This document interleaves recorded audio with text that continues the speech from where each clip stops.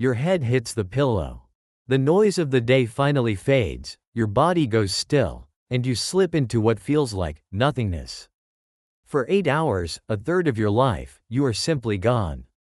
Offline. Shut down. But what if that's the single biggest lie your brain has ever told you? Welcome to the science for deep sleep. If this kind of calm exploration into the universe helps you unwind, consider liking the video and subscribing to the channel. And wherever you are right now, whether near an ocean, a forest, a city, or somewhere quiet in between, feel free to share where you're watching or listening from. What if I told you that in those quiet, dark hours, your brain isn't powering down at all?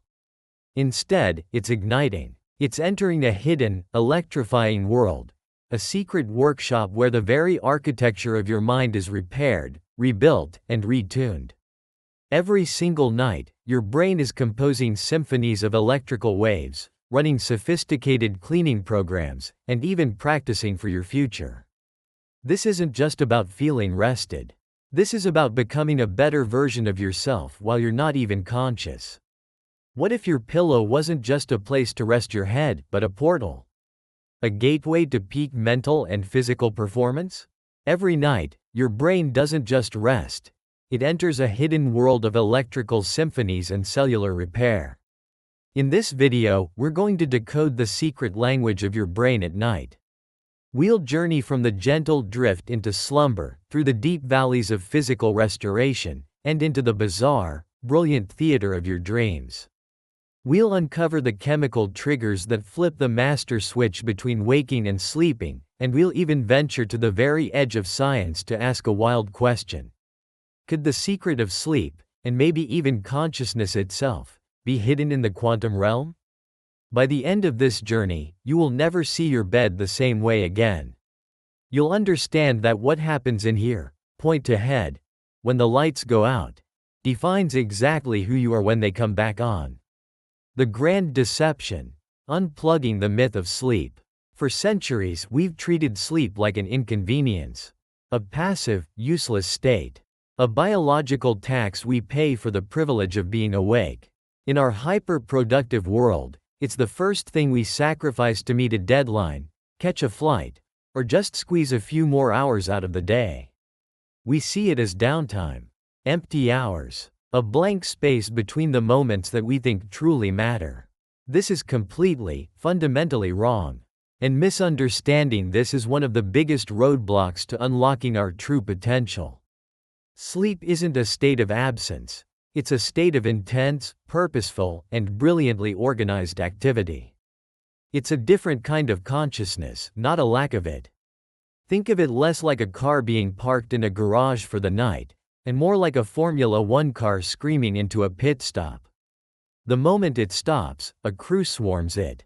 They refuel it, change the tires, run diagnostics, and repair the chassis. The driver is resting, but the vehicle is being radically transformed for the next race. That's your brain on sleep. So what is it, really? Biologically, sleep is a recurring state of mind and body, marked by altered consciousness, reduced sensory activity, and inhibited muscles. But that simple definition hides the incredible performance happening inside. The whole show is structured in cycles. Roughly every 90 minutes, your brain moves through a sequence of distinct stages, each with its own job and unique electrical signature. These cycles repeat 4 to 6 times a night, but their focus changes. Early in the night, your brain prioritizes deep, physical restoration. As morning gets closer, it shifts its focus to mental and emotional processing.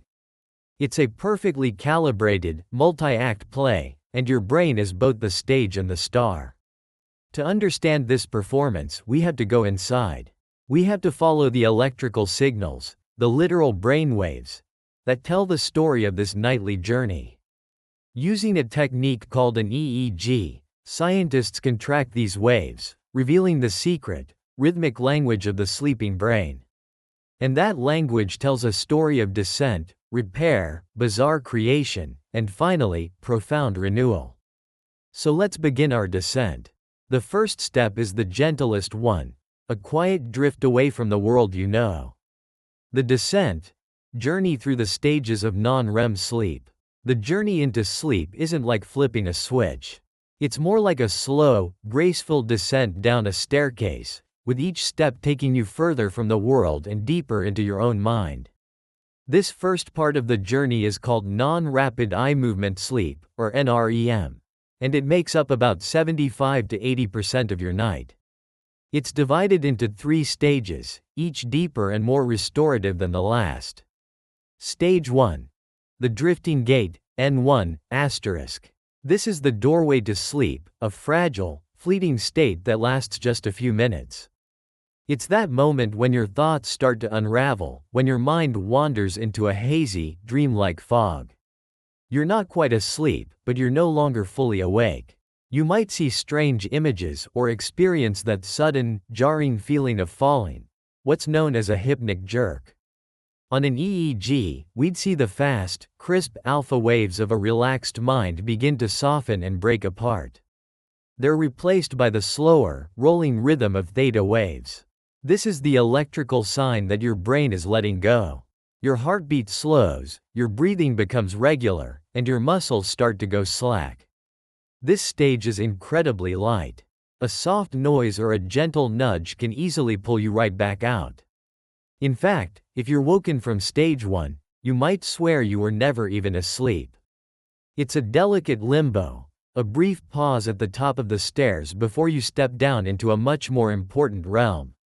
Stage 2. The sorting room, N2, asterisk.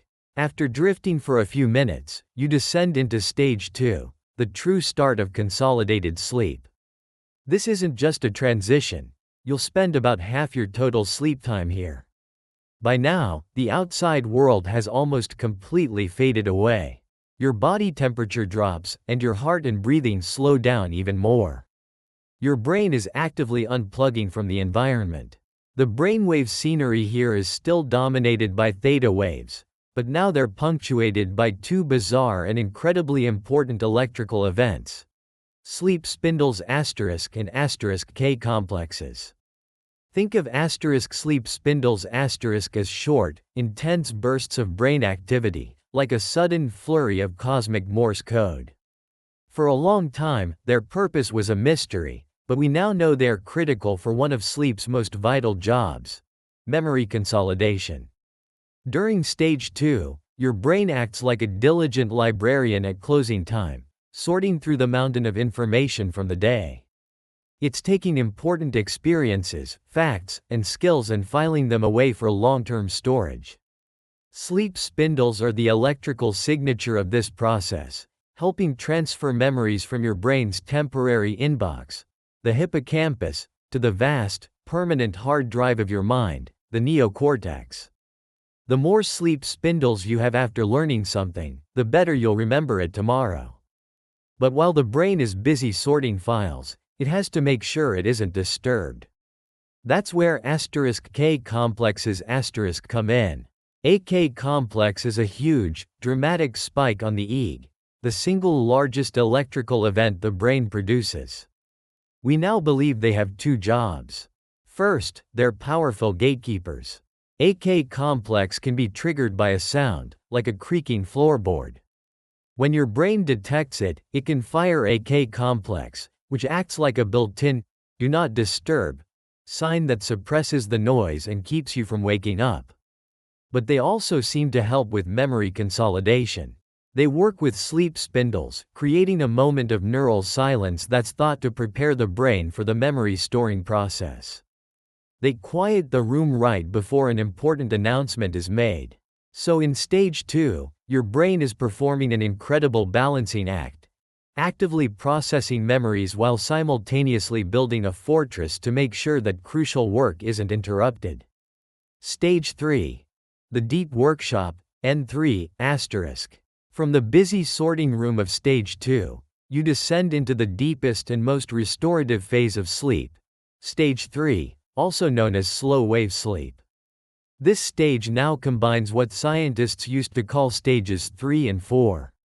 If sleep is a pit stop, this is the heavy machinery bay.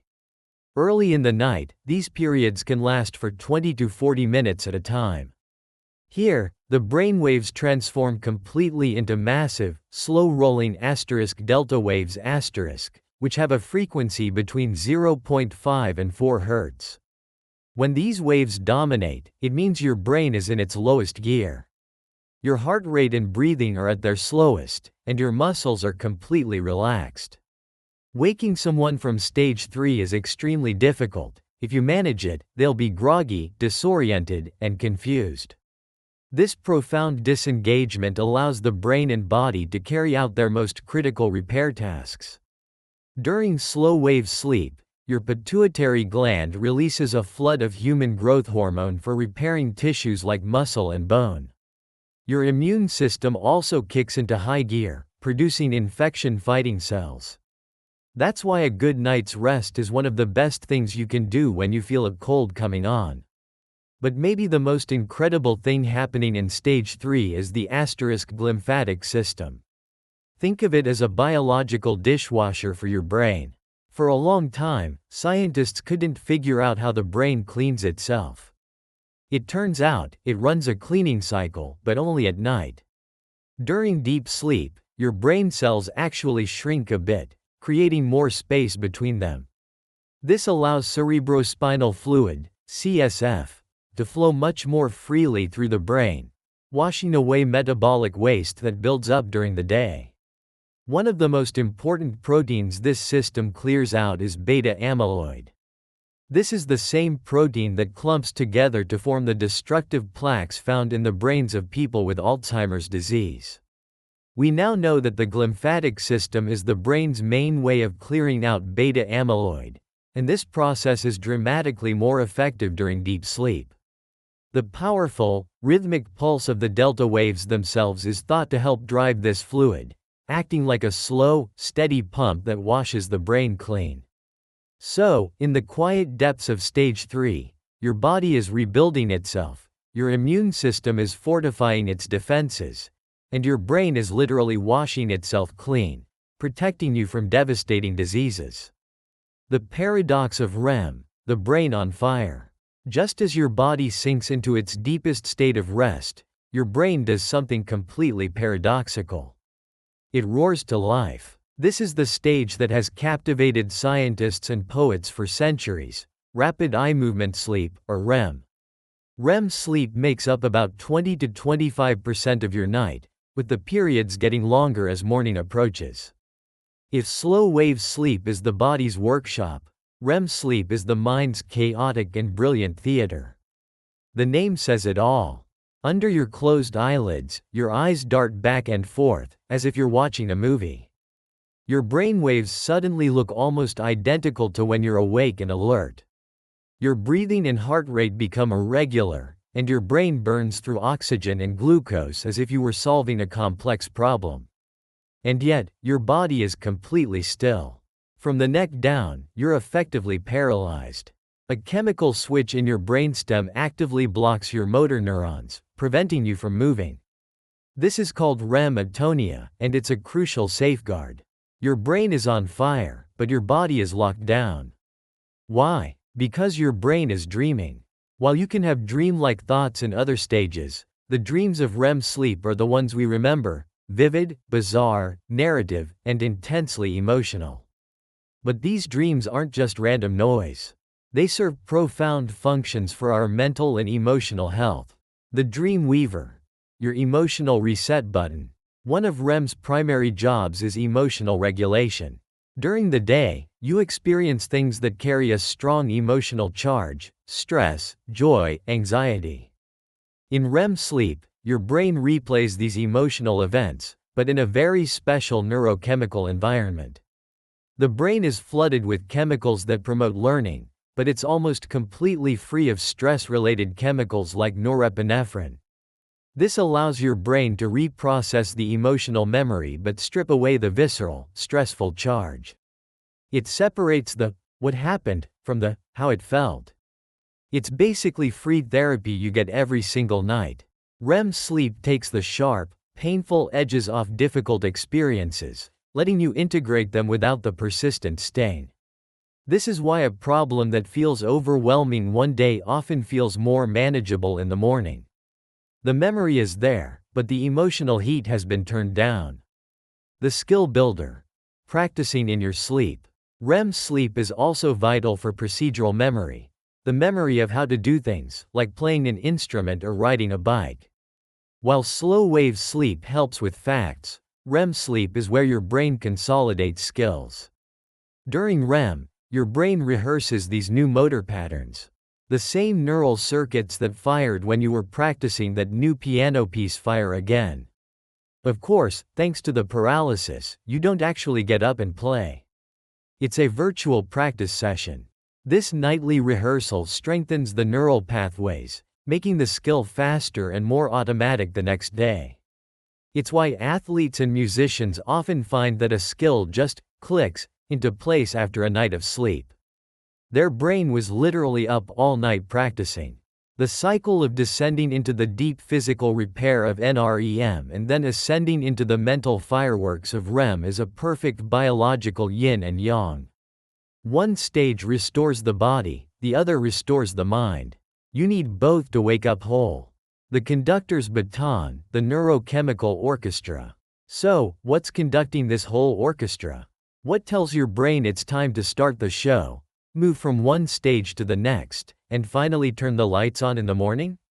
The answer is a complex dance of chemicals, neurotransmitters that act like a microscopic team of conductors.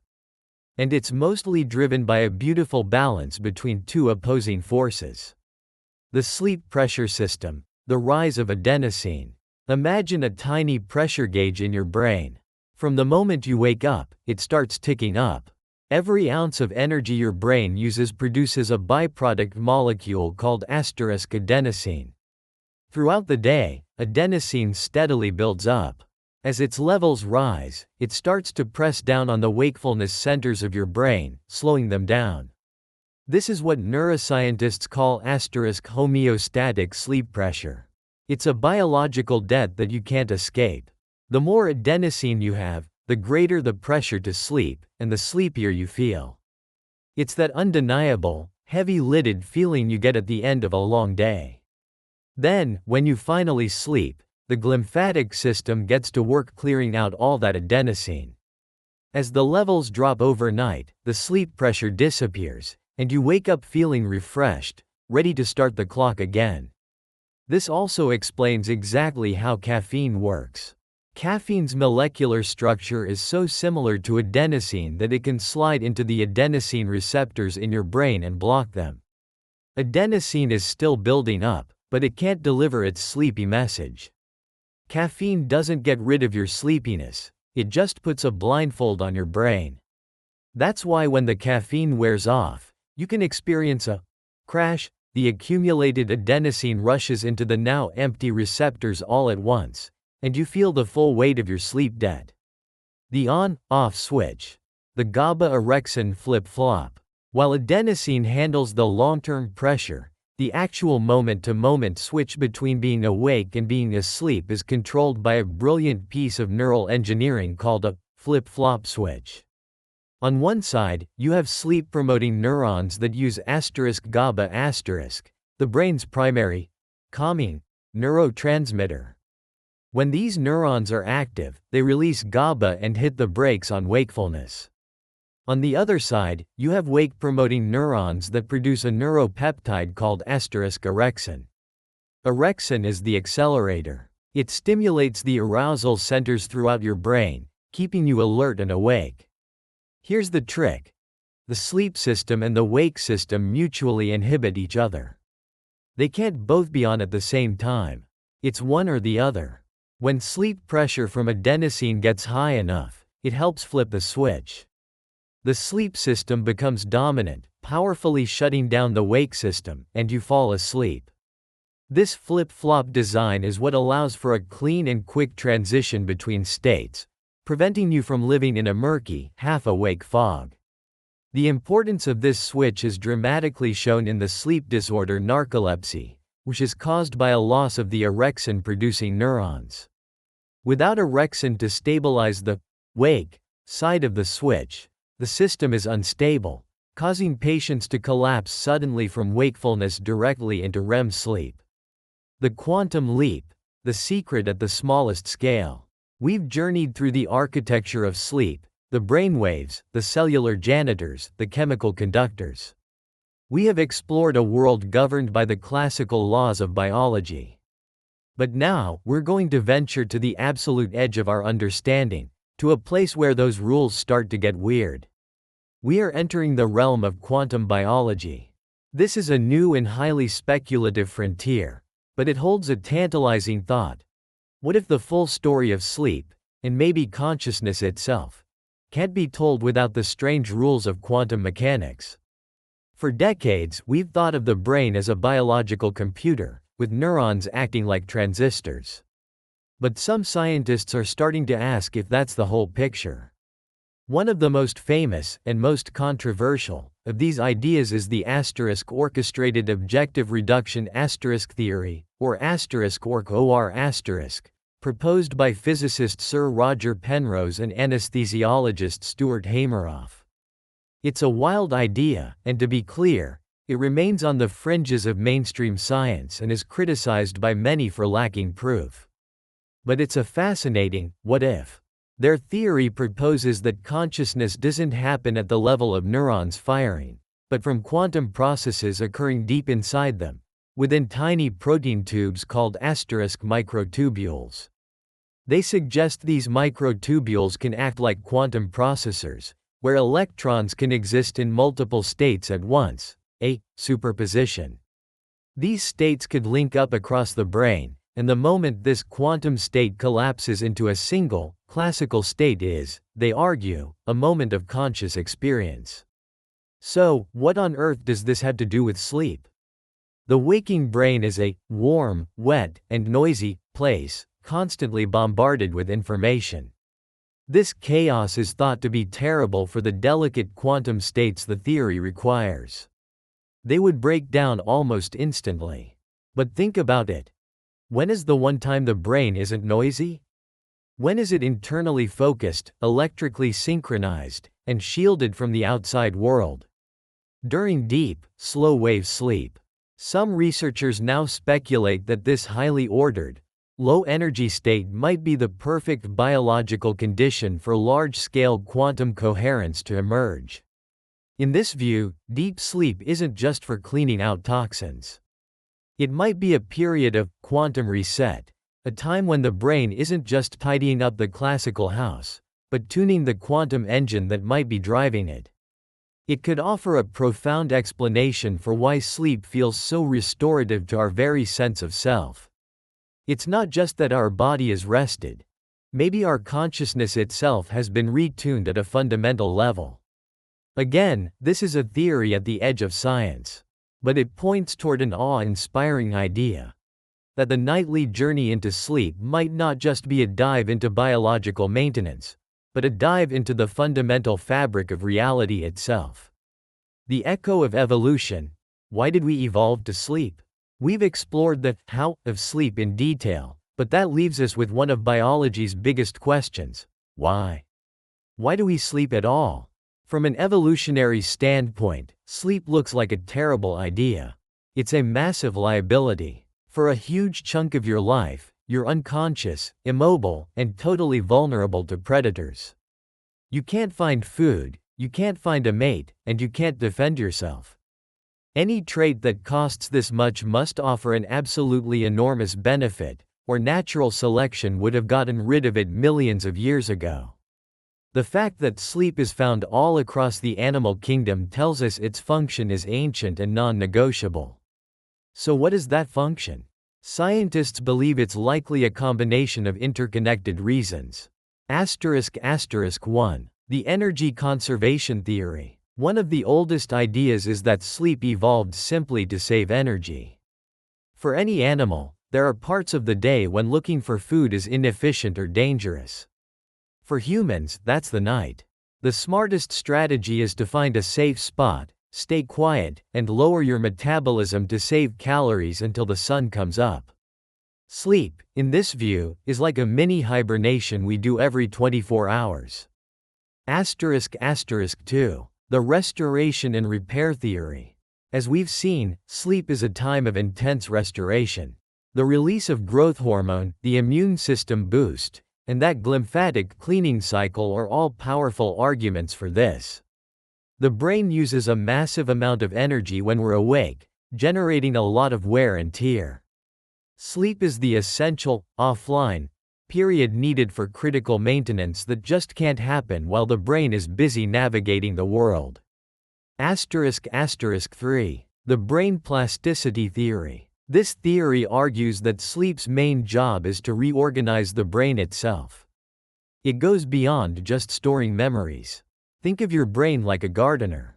During the day, as you learn, new connections sprout everywhere. At night, the brain goes through and strengthens the important connections and prunes away the weak or unused ones. This process makes the brain's network more efficient and keeps it from being overloaded with junk. Sleep is what allows the brain to learn, adapt, and change. It's almost certain that sleep evolved to do all of these things at once. The genius of evolution is finding one single solution: a period of vulnerability that saves energy, repairs the body, cleans the brain, and strengthens learning, all at the same time. We see fascinating examples of this across the animal kingdom. Dolphins sleep with one half of their brain at a time, allowing them to keep swimming and watch for predators. Birds do this during long migrations. There's even a first night effect in humans. When you sleep in a new place, like a hotel, one hemisphere of your brain will stay in a lighter stage of sleep, as if keeping a partial watch. It's an ancient vigilance system, still active within us. Sleep is a brilliant trade-off. It forces vulnerability, but in return, it offers benefits so critical that nearly every complex animal on Earth has embraced it. We started this journey by asking what happens to your brain at night. We've traveled from the shores of drowsiness into the deep, where our brains are washed clean. We've witnessed the brilliant theater of REM sleep, where emotions are soothed and skills are perfected. We've uncovered the chemical conductors that dim the lights of consciousness and even peeked at the quantum whispers that hint at a deeper reality. The grand deception is over. Sleep is not empty time. It is the most intelligent, active, and important biological process you engage in every single day. It is a nightly upgrade for your mind and body, and it's the foundation of everything you do when you are awake. Our world tells us to sacrifice sleep for productivity, but we now know that is a fool's bargain. Every hour of sleep you lose, you are robbing yourself of memory, emotional stability, physical repair, and brain health. Peak performance isn't found in burning the midnight oil. It's forged in the quiet, dark hours of a full night's rest. So tonight, when your head hits the pillow, don't think of it as shutting down. Think of it as powering up. You are closing your eyes to the world so that your brain can open up an entire universe within. You are entering your personal laboratory, your workshop, and your sanctuary. You're plugging into the secret of sleep, and you will wake up better for it. If this journey into the hidden world of your brain has sparked your curiosity, subscribe for more deep dives into the science of you. And for your next exploration, check out our video on how to optimize your sleep for maximum benefit. Sleep well and wake sharper. Your brain's deep sleep code unlocking delta waves. What if falling asleep wasn't just about your brain powering down for the night? What if it was the exact opposite? What if, in those silent hours, your mind was firing up a secret, powerful program? A deep code that unlocks a hidden layer of your own consciousness? We tend to think of our waking life as the peak of our brain's performance. A bustling city of thought, action, and awareness. But when that city seems to fall quiet, when the lights go out, a different, more ancient, and you could argue, more powerful process begins. Tonight, we're not just talking about getting a good night's rest. We're going on a journey deep into the architecture of your mind to explore its deep sleep code, the delta waves. We'll investigate how this nightly reset is the first essential step to understanding the fundamental nature of your own mind. This isn't just about sleep, it's about the very fabric of your consciousness. The city that transforms. Your brain, right now, as you watch this, is a wonder of electrical and chemical energy. It's a symphony of activity. Billions of neurons are firing in complex, coordinated patterns, allowing you to process, feel, think, and be aware of this very moment. These electrical signals create a pattern of brainwaves that are fast and chaotic, the signature of a mind engaged with the world. This is your brain in daytime mode, a metropolis of cognition defined by fast-frequency beta and gamma waves. But the moment you start to fall asleep, something remarkable happens. That bustling metropolis undergoes a profound transformation. The frantic, individual conversations between neurons begin to quiet down. But the brain doesn't just turn off. It reorganizes. The same neurons that were firing independently start to synchronize, joining together in a slow, powerful, rhythmic chant. This isn't a shutdown, it's a system-wide reboot. Imagine a huge orchestra where, during the day, every musician is practicing their own part, creating a complex, noisy hum. It's functional, but it's chaotic. Then, as night falls, a conductor steps up. Suddenly, all those individual instruments begin to play in unison. They slow down, their sounds merging into a single, powerful, resonant wave. This is exactly what happens in your brain every night. The fast, irregular brainwaves of wakefulness give way to slower, more rhythmic patterns. The deeper you go, the slower the rhythm gets, until you reach the deepest state of sleep, a state governed by the slowest and most powerful brainwaves of all. The delta waves. These waves are the hallmark of your brain's most restorative and mysterious state. They are the deep code that runs when you are lost to the world, and by understanding this code, we can begin to unlock the secrets of our own minds. The two languages of the mind. To really get how elegant this nightly transformation is, we have to understand the brain's fundamental languages. It's not just an electrical machine, and it's not purely chemical, either. It speaks two languages at once, electricity and chemistry. This dual system gives the brain both its lightning-fast speed and its incredible capacity for nuance and control. Think of the electrical signals or action potentials as information zipping down a fiber optic cable within a single neuron. It's a rapid, all-or-nothing pulse created by a beautiful dance of ions, charged particles like sodium and potassium, rushing in and out of the cell. But that's only half the story. The real magic happens in the tiny gaps between neurons, called synapses. Here, the language shifts from electricity to chemistry. When an electrical pulse reaches the end of one neuron, it triggers the release of tiny chemical messengers called neurotransmitters. These molecules float across the gap and tell the next neuron to either fire or hold back. This chemical handoff is what allows for regulation, for mood, for the fine-tuning of your entire mental state. It's the difference between a simple on-off switch and a complex mixing board with millions of dials. During the day, your brain is flooded with a cocktail of arousal chemicals like norepinephrine, dopamine, and acetylcholine, designed to keep you alert and focused. But as evening approaches, a different cast of characters takes the stage. A chemical called adenosine, which has been building up all day from your body using energy, starts to signal that it's time to rest. This cues the brain's sleep centers to release the star of the night shift, GABA. GABA is the brain's primary, chill-out, neurotransmitter. Its job is to silence the arousal systems that kept you awake. It's the chemical equivalent of a master switch, dimming the lights across your cortex. At the same time, the pineal gland releases melatonin, which signals to the entire body that it's time to transition. And here's where it gets even more profound. The very fluid surrounding your brain cells, the cerebrospinal fluid, changes its chemical composition. Recent science suggests the concentration of ions like potassium, calcium, and magnesium shifts, making neurons less likely to fire and pushing the entire brain towards sleep. Researchers have even found that by tweaking these ion concentrations alone, They could nudge a mouse's brain between sleep and wakefulness, suggesting this ionic balance is a foundational pillar of consciousness itself. So, the transition to sleep is a beautifully orchestrated cascade. Adenosine builds up, GABA is released, arousal chemicals are suppressed, ions shift, and the entire electrical and chemical landscape of your brain reconfigures itself for the night. The descent through your brainwaves.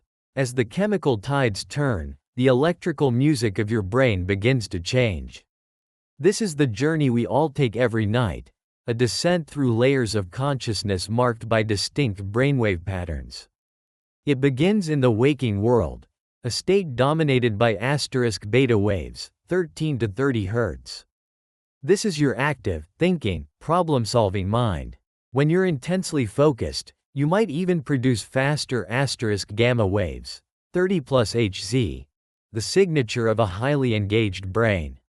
Then, as you wind down and close your eyes, the first big shift occurs. The beta waves recede, and a slower, more rhythmic pattern emerges. Alpha waves, 8 to 12 Hz. This is the brainwave of relaxed wakefulness. You're not asleep, but you're disengaged from the world, maybe daydreaming. The alpha state is the bridge between your outer and inner worlds. From there, you drift into the first true stage of sleep, where asterisk theta waves, 4 to 8 Hz, take over.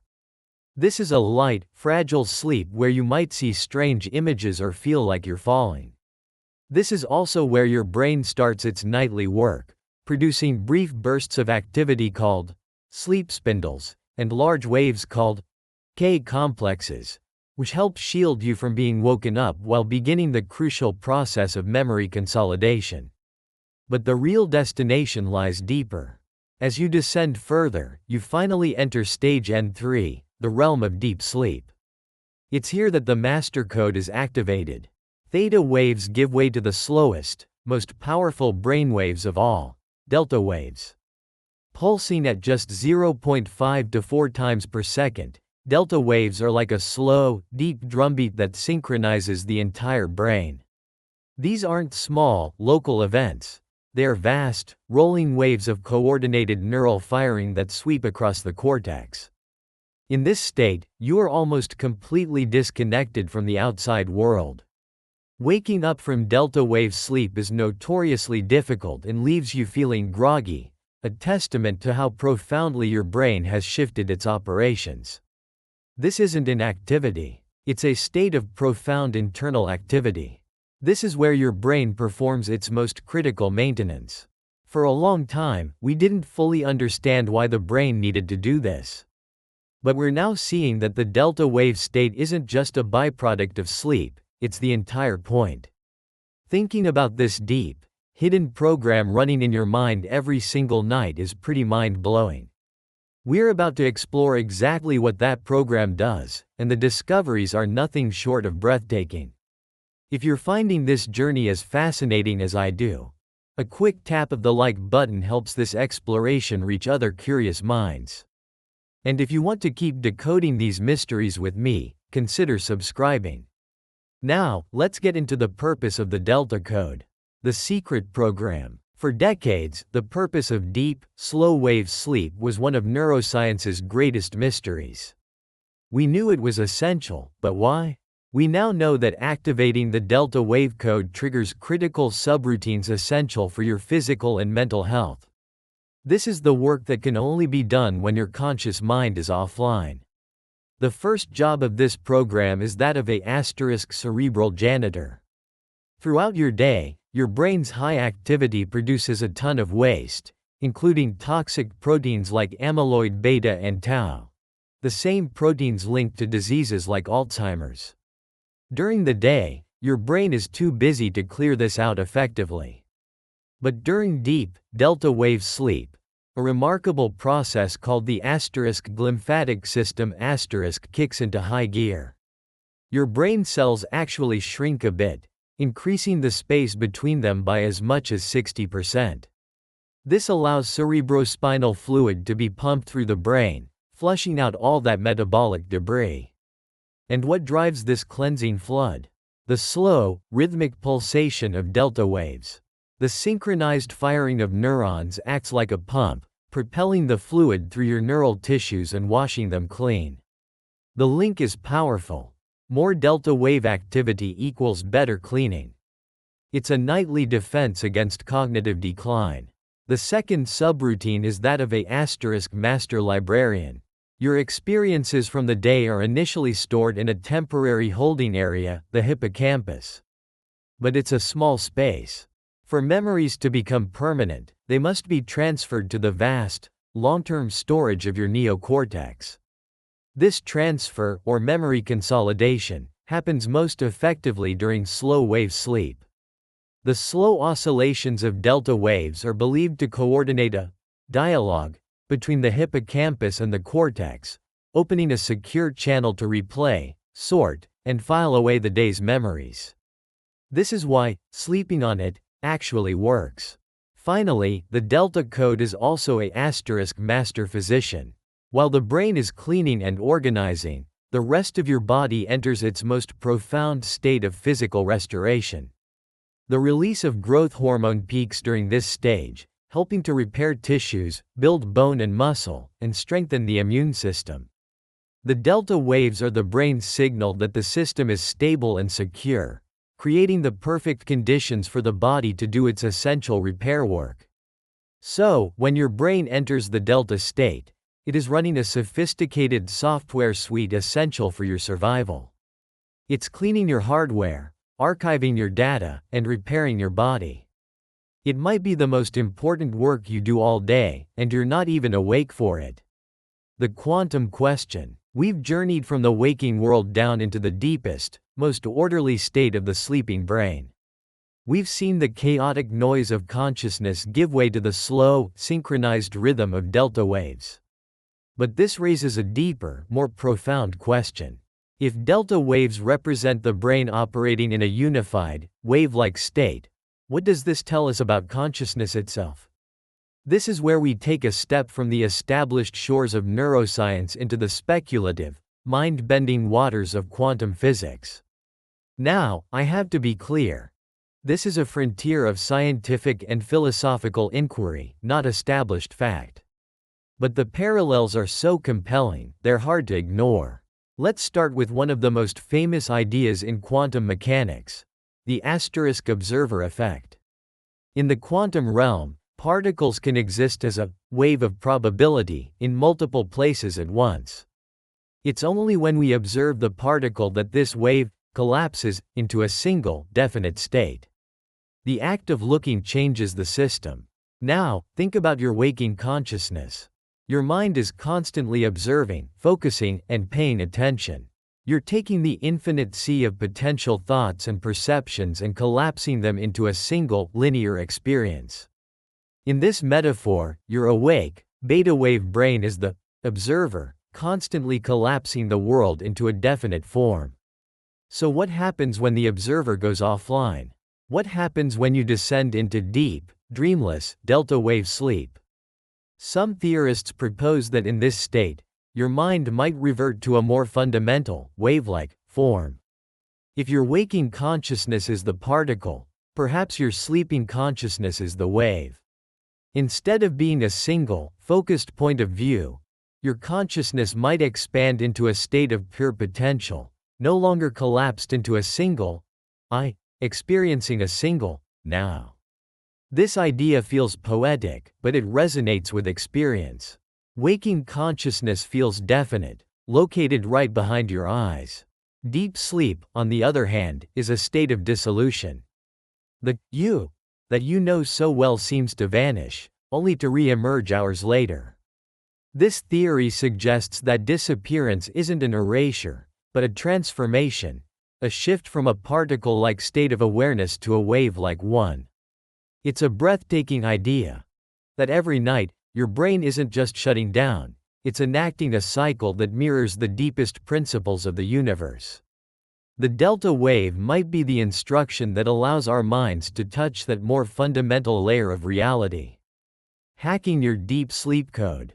Understanding this incredible nightly program naturally leads to a practical question. How can we make sure our brain is running this program effectively? How can we enhance our deep, delta wave sleep? The good news is, a lot of the power is in your hands.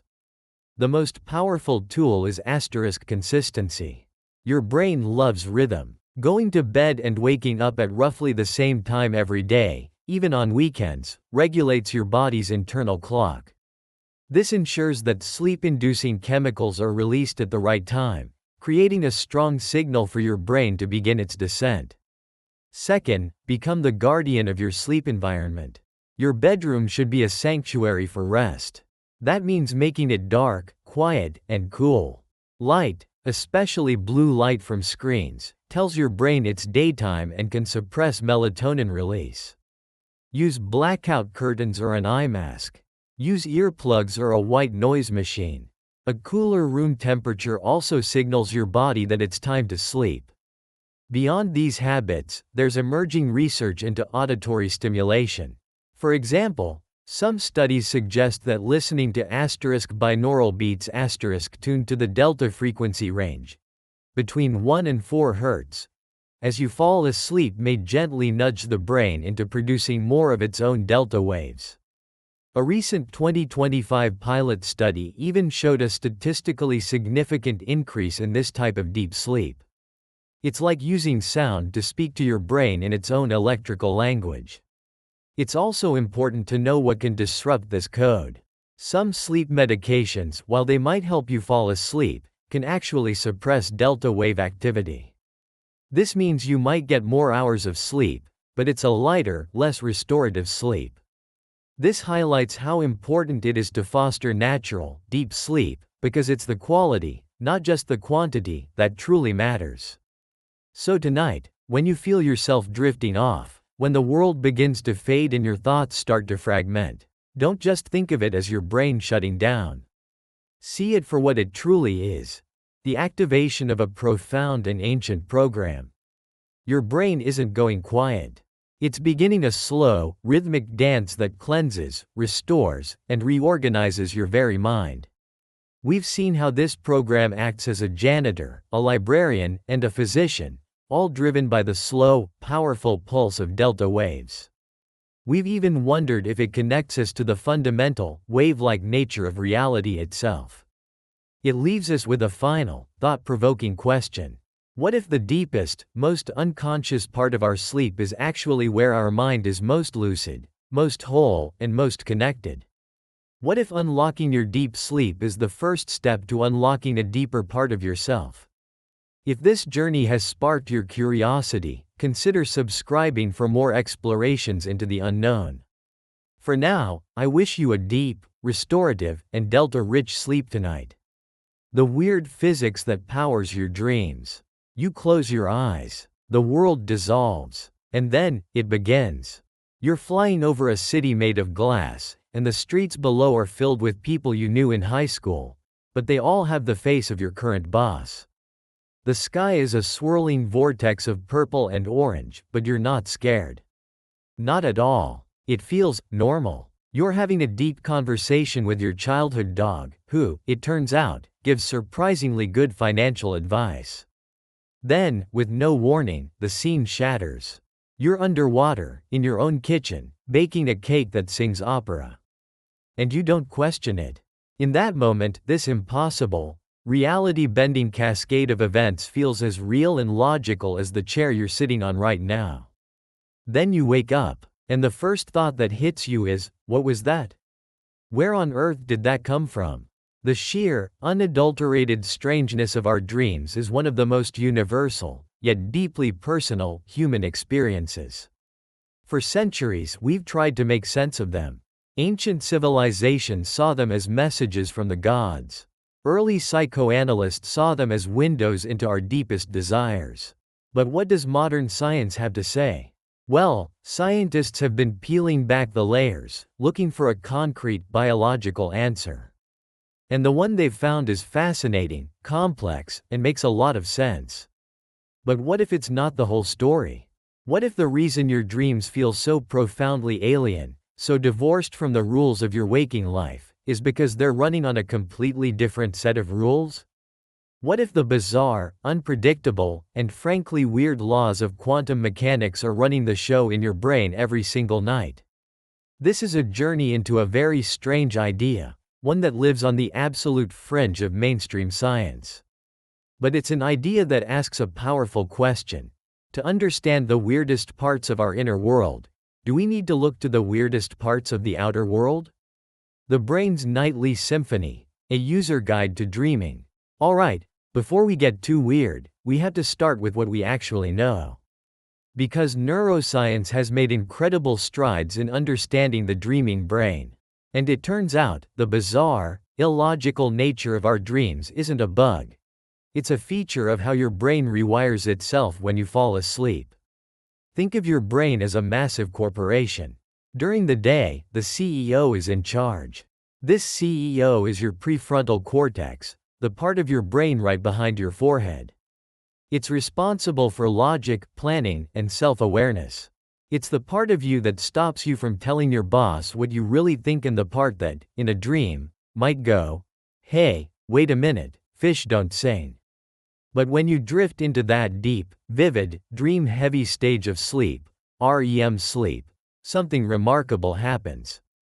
The CEO goes home. The prefrontal cortex powers way down. Suddenly, the part of the brain that enforces the rules of reality is offline.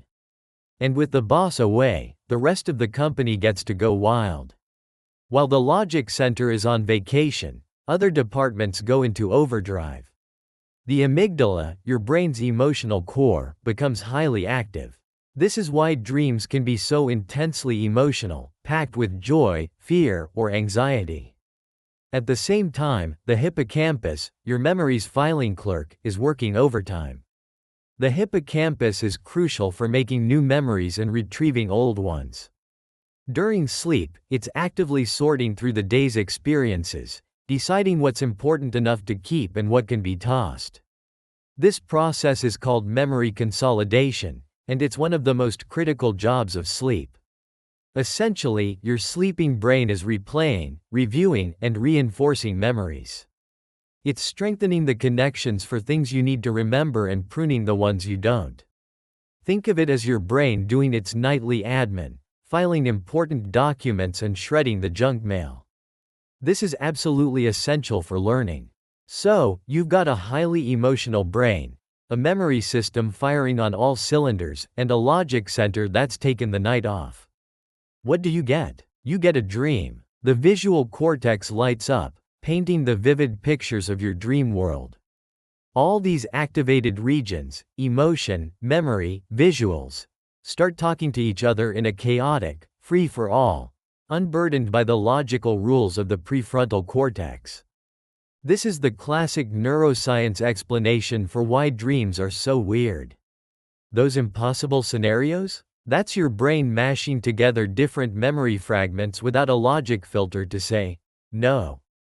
The person who is both your mother and your coworker. That's just two different memory networks firing at the same time and blending together. The sudden, jarring scene changes? Your brain is simply jumping from one memory cluster to another, no coherent story needed. The reason you don't question the absurdity is because the very part of your brain that questions absurdity is asleep on the job. And this model is powerful. It explains a lot. One fascinating idea, the overfitted brain hypothesis, even suggests this weirdness is deliberate, designed to help us learn better. In AI, if you train a network on only very specific data, it gets overfitted. It becomes great at that one task but terrible at adapting to anything new. The theory goes that our brains face the same problem. Our daily lives can be repetitive. To keep our view of the world from getting too rigid, our dreams throw chaotic and bizarre scenarios at us. They're like a nightly dose of creative chaos, forcing our brains to stay flexible. In this view, the weirdness isn't just a side effect, it's the whole point. So, for most neuroscientists, the case is pretty much settled. Dreams are the spectacular, if sometimes nonsensical, result of a brain processing emotions and consolidating memories while its logic centers are offline. It's a beautiful, elegant explanation. And for all intents and purposes, it's the correct, evidence-based answer. But, does it feel complete? Does it capture that profound feeling of otherness in the dream state? The feeling that you aren't just remembering things, but experiencing an alternate reality?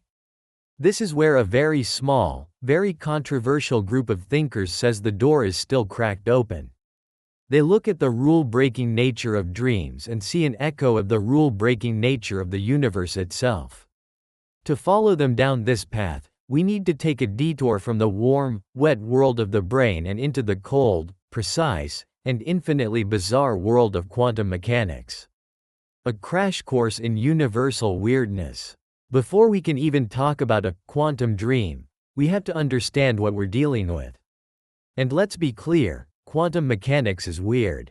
So weird that one of its founders, Niels Bohr, famously said, "Anyone who is not shocked by quantum theory has not understood it."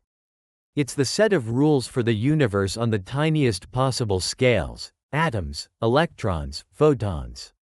And down there, reality stops behaving in any way we'd consider reasonable. The first mind-bending idea to wrap your head around is wave-particle duality. In our world, things are either particles, like a baseball, or waves, like a ripple in a pond. A baseball is a solid object. It has one location. You can't throw a baseball and have it be in two places at once. A wave is a disturbance spread out through space. In the quantum world, the building blocks of reality, like electrons, are somehow, incomprehensibly, both at the same time. The most famous proof of this is the double-slit experiment. Imagine firing electrons, one by one, at a wall with two tiny slits in it. If electrons were just tiny baseballs, you'd expect two lines on the screen behind the wall. Simple. But that's not what happens. When you aren't looking to see which slit the electron goes through, you don't get two lines. You get an interference pattern, a series of many lines, just as if a wave had passed through both slits at once and interfered with itself. This means a single electron, all by itself, somehow goes through both slits simultaneously. But here's where it gets really spooky. The moment you place a detector at the slits to see which one the electron actually goes through, the interference pattern vanishes. Poof! You just get the two lines you expected all along. The very act of observing it forces the electron to decide. It collapses from a wave of possibilities into a single particle at a single location. It's as if reality holds its breath until you look. This leads to our next concept, superposition. Before it was measured, it wasn't just that we didn't know which slit the electron went through. According to quantum mechanics, it was genuinely in a superposition of states. It was in a probabilistic haze of being in both places at once. The classic metaphor is a spinning coin. While it's in the air, it's not heads and it's not tails. It's in a superposition of both. Only when it lands, when it's measured, does it collapse into one definite state. For a quantum particle, this isn't a metaphor, it's reality. This inherent fuzziness is codified in Heisenberg's uncertainty principle. It says there are pairs of properties, like a particle's exact position and its exact momentum, that you can never know at the same time. The more precisely you measure one, the less you know about the other. And this isn't about having bad tools. It's a fundamental, built-in property of the universe. At its core, reality is uncertain. So how do physicists describe this?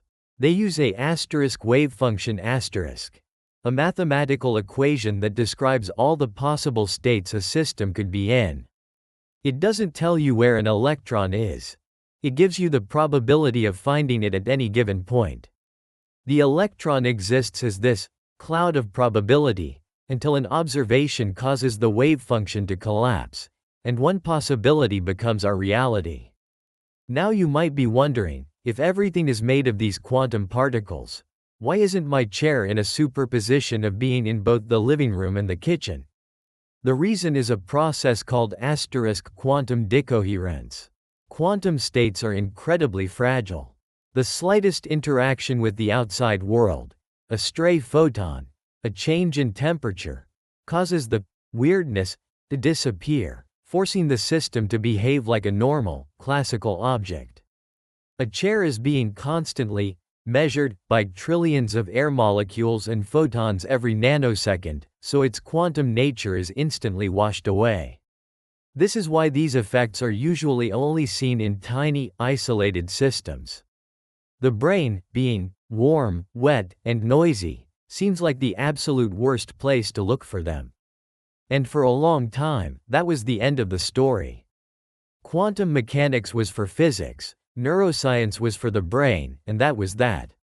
But then, a few brilliant, and some might say stubborn, thinkers started to ask, what if? What if life, through billions of years of evolution, figured out a way to protect and even use these fragile quantum states? The bridge, a quantum leap for biology? The idea that quantum mechanics might play a role in biology isn't completely crazy. In fact, the new field of quantum biology has started to gain some real traction. We now have good evidence that some basic life processes seem to rely on quantum tricks. Take photosynthesis. When light hits a leaf, its energy needs to get to a reaction center to be converted into chemical energy. This process is astonishingly efficient, almost 100%. Classical physics struggles to explain this. If the energy just bounced around randomly, a lot of it would be lost. But it seems the energy, in a quantum wave-like state, actually explores all possible paths to the reaction center at the same time in a state of superposition, and instantly chooses the most efficient one. Life, it seems, discovered a quantum search algorithm billions of years before we did. Or consider how migratory birds navigate. How do they fly thousands of miles with pinpoint accuracy? The leading theory involves a quantum phenomenon called the radical pair mechanism. A molecule in the bird's eye is thought to create a pair of electrons that are quantumly entangled. Their states are linked, no matter how far apart they are. The Earth's magnetic field can subtly influence these entangled electrons, giving the bird a directional signal. It might literally be seeing the planet's magnetic field. There are other examples, too. And in each case, it looks like evolution stumbled upon ways to exploit quantum weirdness for a biological advantage. This is the critical bridge. If quantum effects can happen in the warm, wet, and noisy environment of a plant cell or a bird's retina, then the argument that they absolutely can't happen in a brain starts to look a little less certain. The brain is still an exceptionally tough environment for these effects. But it raises the question, if life is already using quantum mechanics for energy and navigation, is it really that crazy to think it might be using it for the most complex thing it ever produced, consciousness, and by extension, dreams? This is where we leave the firm ground of established science and step into the highly speculative, deeply controversial, and utterly fascinating world of the quantum brain. The quantum dream engine, the OR theory. This brings us to the boldest and most controversial theory connecting quantum mechanics to the brain: orchestrated objective reduction, or OR. Developed in the 90s by physicist Sir Roger Penrose and anesthesiologist Stuart Hameroff, OR isn't just a theory of dreams. It's a theory of consciousness itself. And we have to be super clear. This theory is considered fringe and is rejected by the vast majority of scientists. But it's a fringe worth exploring, because it tries to answer questions the standard model doesn't even ask. The standard view is that consciousness just emerges from complex brain activity, like a traffic jam emerges from many individual cars. Penrose and Hameroff argue that's not enough. They believe the richness of conscious experience can't be produced by a classical computer, no matter how complex. Consciousness, they argue, must be something else entirely. Their theory focuses on a part of the neuron that the classical model often overlooks: tiny protein cylinders called microtubules.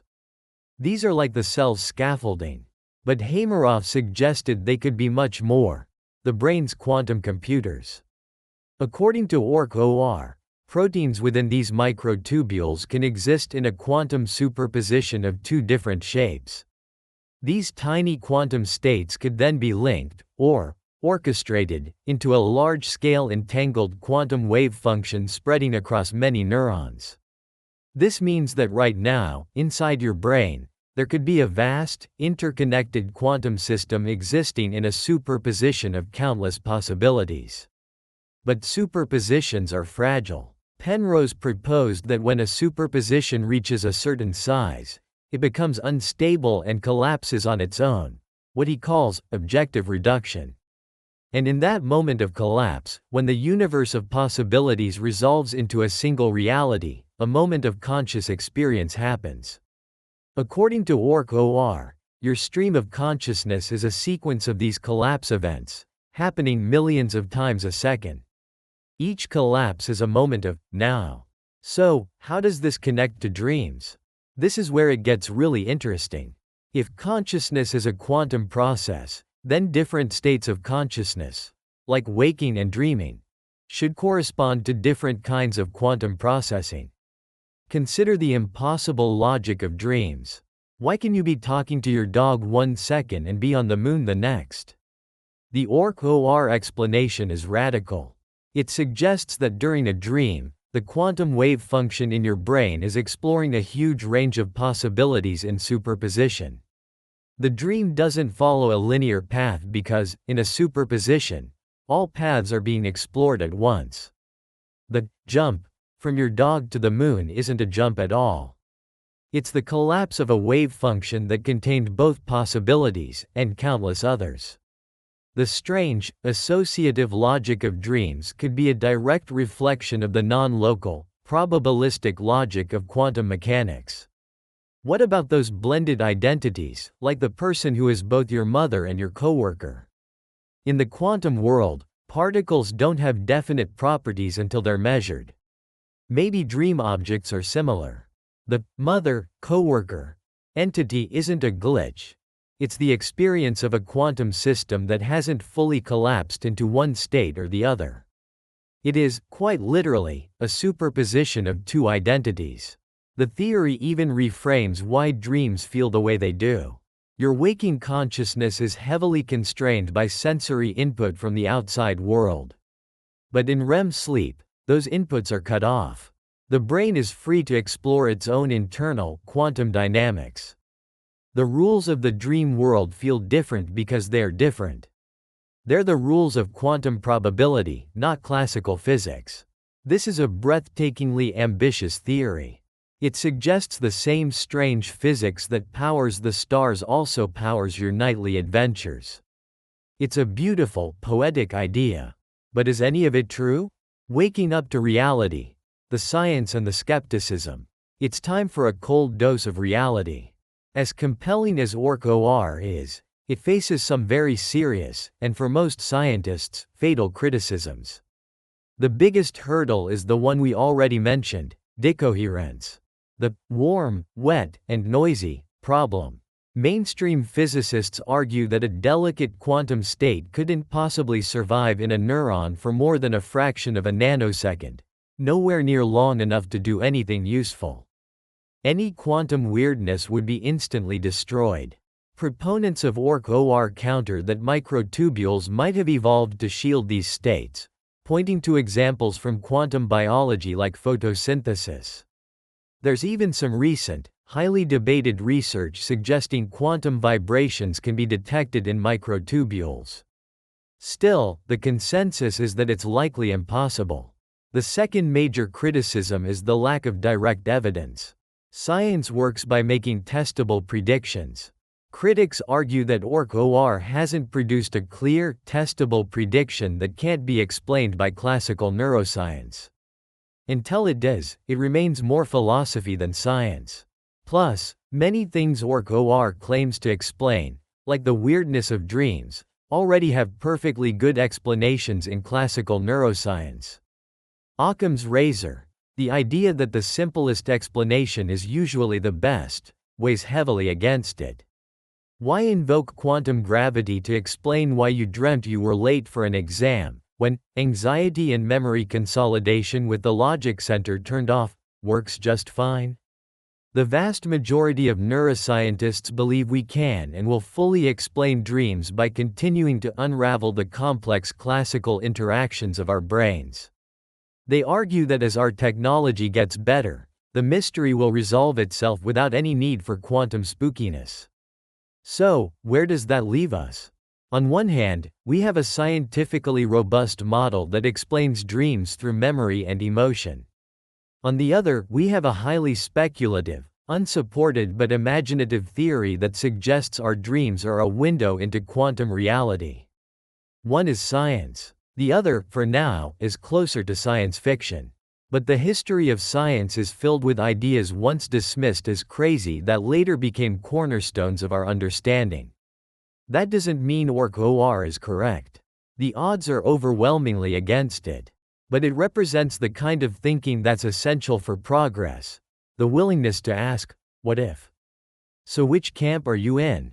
Is the standard neuroscience explanation enough to satisfy you, or do you think there's a deeper, weirder mystery to our dreams? Let me know in the comments below. So we come back to that moment. Waking from a dream. The impossible logic still clinging to you like mist. The feeling of having been somewhere utterly real and yet utterly impossible. Science tells us a compelling story about this experience. It's a story of a brain heart at work, of memory, emotion, and neural networks. It tells us that dreams feel familiar, no matter how strange, because they're built from the scraps of our own lives. It's a story grounded in data and verifiable truth. It is almost certainly the right story. But then there's that other story. The whisper on the edge of science. The idea that your brain, for a few hours each night, becomes a quantum explorer. That the weird physics that governs the birth of stars is the same weird physics that lets you talk to your long-lost pet. This story is not supported by the evidence. It's speculation. Perhaps we don't have to choose. We can appreciate the elegant beauty of the neuroscientific model while still being captivated by the imaginative scope of the quantum hypothesis. One explains what is happening. The other asks what it could mean. Maybe dreams aren't powered by quantum physics. But thinking about them that way reveals a deeper truth. The universe inside our heads is just as vast, strange, and mysterious as the one outside. And the simple fact that we can lie down, close our eyes, and enter a world that is entirely our own, whether it's built from classical neurons or quantum collapses, is, in itself, one of the most magical things we know. So tonight, when you drift off to sleep, pay attention. You are about to become an astronaut of inner space, and you never know what new worlds you might discover. Your brain's quantum weirdness is unlocked during sleep. What really happens when you fall asleep? The simple answer is that your body rests, your breathing slows, and your mind drifts through the strange landscapes of dreams. For centuries, that's been the story. We've seen sleep as a biological reset button for the brain, which we've thought of as a complex, classical machine. We know sleep helps lock in memories, clear out waste, and get us ready for the next day. That's the story neuroscience has told us. A story of neurons firing and synapses changing, all grounded in the familiar world of cause and effect. But what if there's more to it? What if, beneath this classical surface, something far stranger is going on? What if the brain taps into a deeper, more fundamental layer of reality, one governed not by predictable laws, but by the bizarre and probabilistic rules of quantum mechanics? This is a world where particles can be in multiple places at once and mysteriously linked across vast distances. For decades, most scientists have insisted this has nothing to do with the warm, wet, messy environment of the human brain. But a growing pile of clues, controversial experiments, and bold new theories are starting to challenge that idea. And they all seem to point toward one extraordinary possibility: that the true depth of your brain's power might only be unleashed when you close your eyes. What if I told you that every night, you're not just resting or dreaming? You're unlocking a hidden, quantum realm inside your own mind. A realm where the weirdest rules of the universe could be the key to understanding memory, dreams, and even consciousness itself. What if sleep isn't a shutdown, but a gateway? A time when the noise of daily life fades, allowing the brain to become a stage for the universe's most subtle phenomena. This is a journey to the edge of modern science, an exploration into the mind-bending idea that sleep is the key to harnessing quantum weirdness. We're going to venture into a world of quantum coherence, superposition, and entanglement, not in a super-cooled lab, but inside your own head. So, get comfortable and prepared to question everything you thought you knew about sleep. The two worlds, classical and quantum. To explore a quantum brain, we first need to understand the two worlds physicists talk about. The first one is the classical world, the world you know. Picture a game of pool.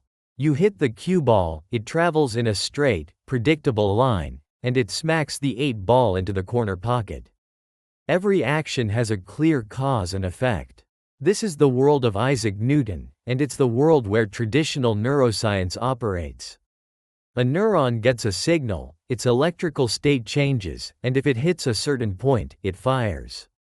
It's a complex, but ultimately predictable, biological game of pool. But about a century ago, scientists peering into atoms found a completely different set of rules. This is the quantum world. And in the quantum world, things get weird. First, there's asterisk superposition. Imagine a quantum billiard ball that can be in multiple spots at the same time. It exists as a cloud of probabilities, a wave of potential locations. It only chooses a single spot when we measure it. Before that, it's just a blur of pure potential. Then, there's asterisk entanglement asterisk, which Einstein famously called spooky action at a distance. Imagine two quantum billiard balls that are entangled. They're linked in a profound way. No matter how far apart they are, across the room or across the galaxy, they stay connected.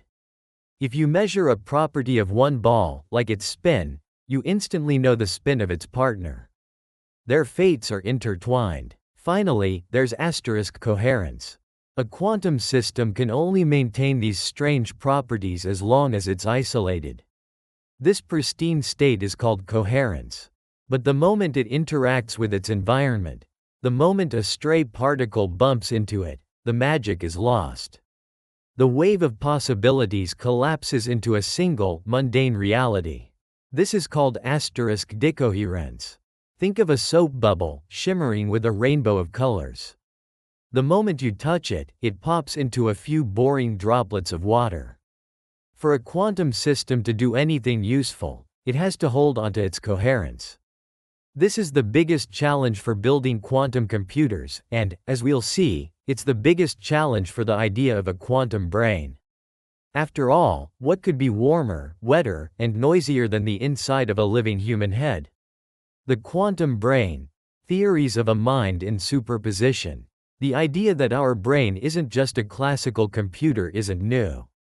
It comes from the feeling that human consciousness, with its flashes of insight and subjective richness, is more than just the sum of its parts.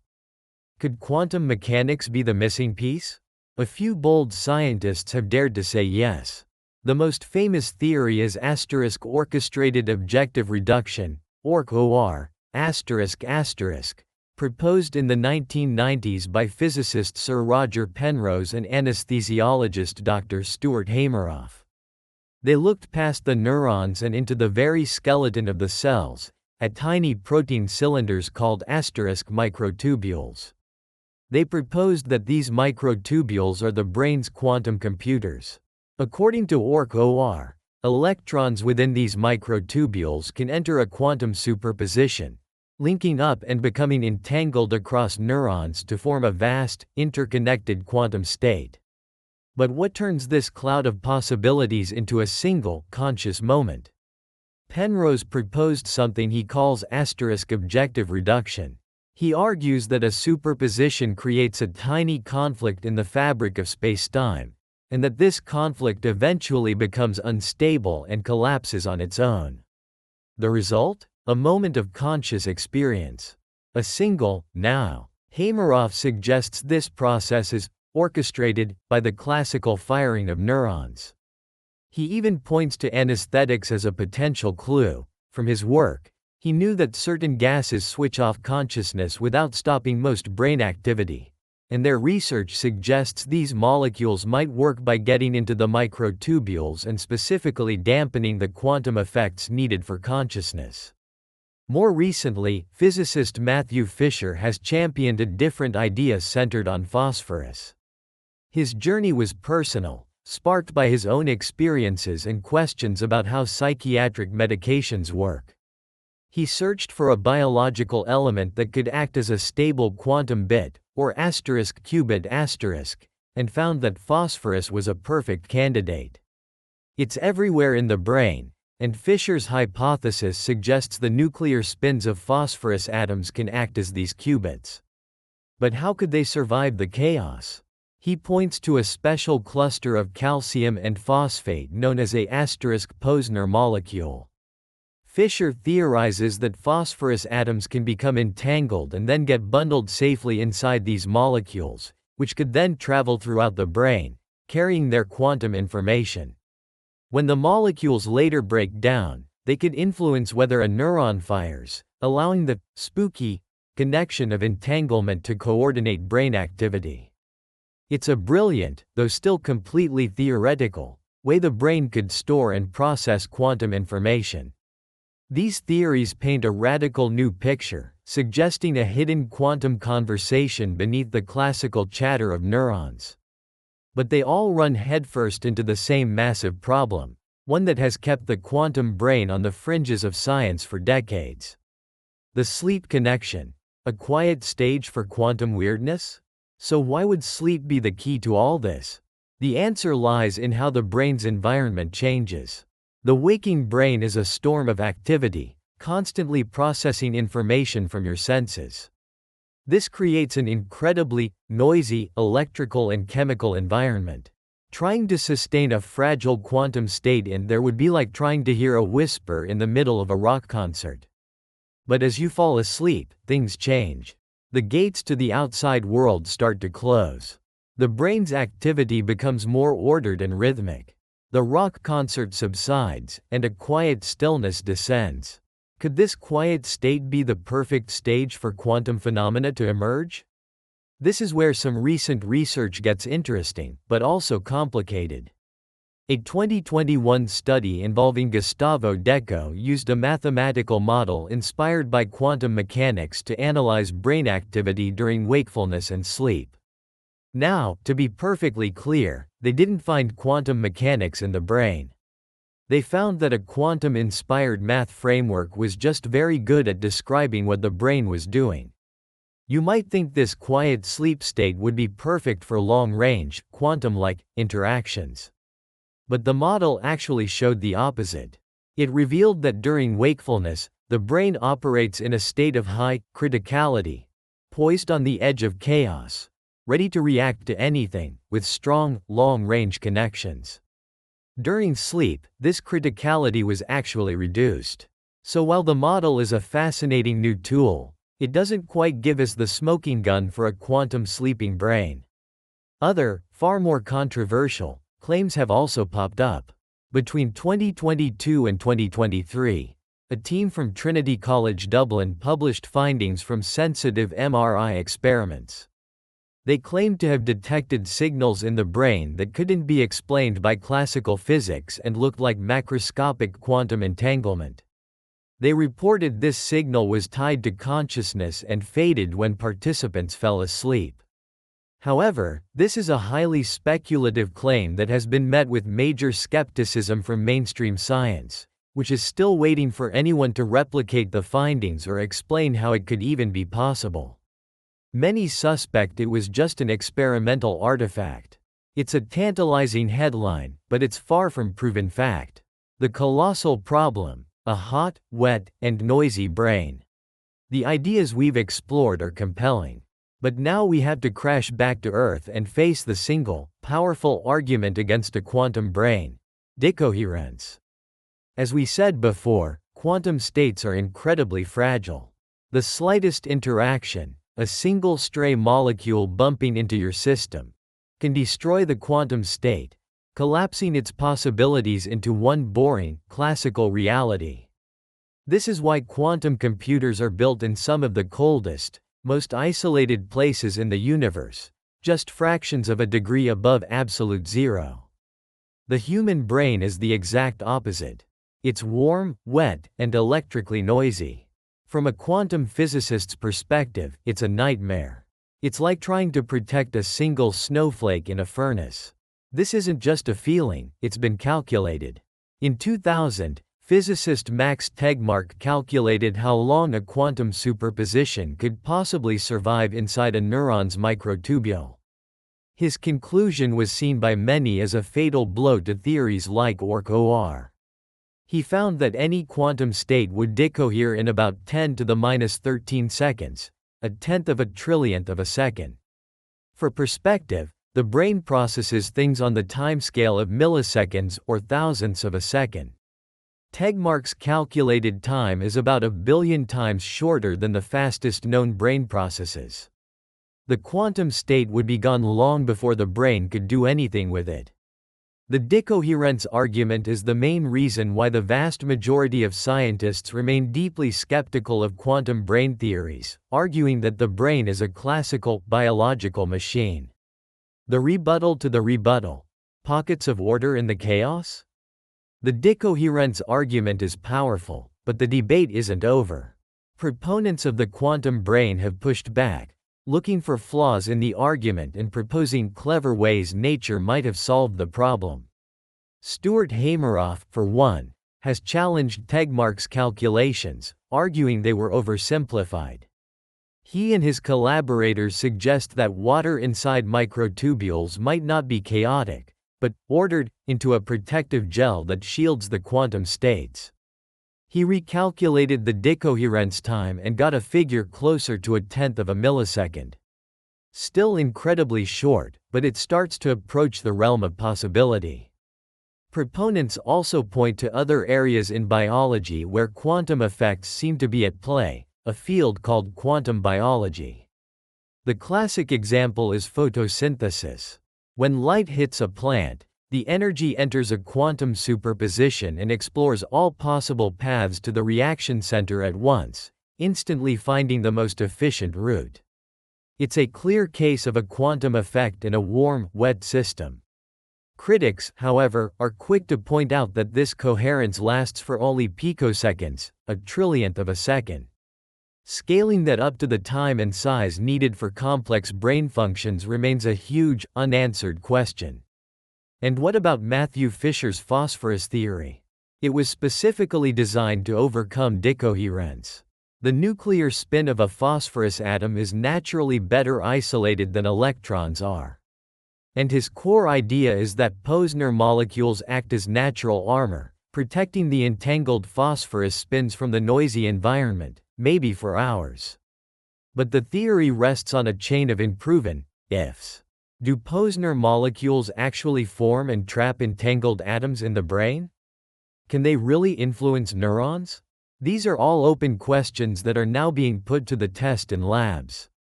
So, the debate is at a fascinating standoff. On one side is the seemingly insurmountable wall of decoherence. On the other, a handful of creative theories about how nature might have built quantum-friendly pockets of order in the chaos, perhaps taking advantage of the quiet of the sleeping brain. We've journeyed from the quiet mystery of sleep to the weirdest layers of reality. We've explored theories that your brain might be a quantum computer and faced the huge scientific hurdles they have yet to clear. So, where does that leave us? The honest answer is, we don't know. The idea of a quantum brain remains on the speculative fringes of science. The mainstream view is strong.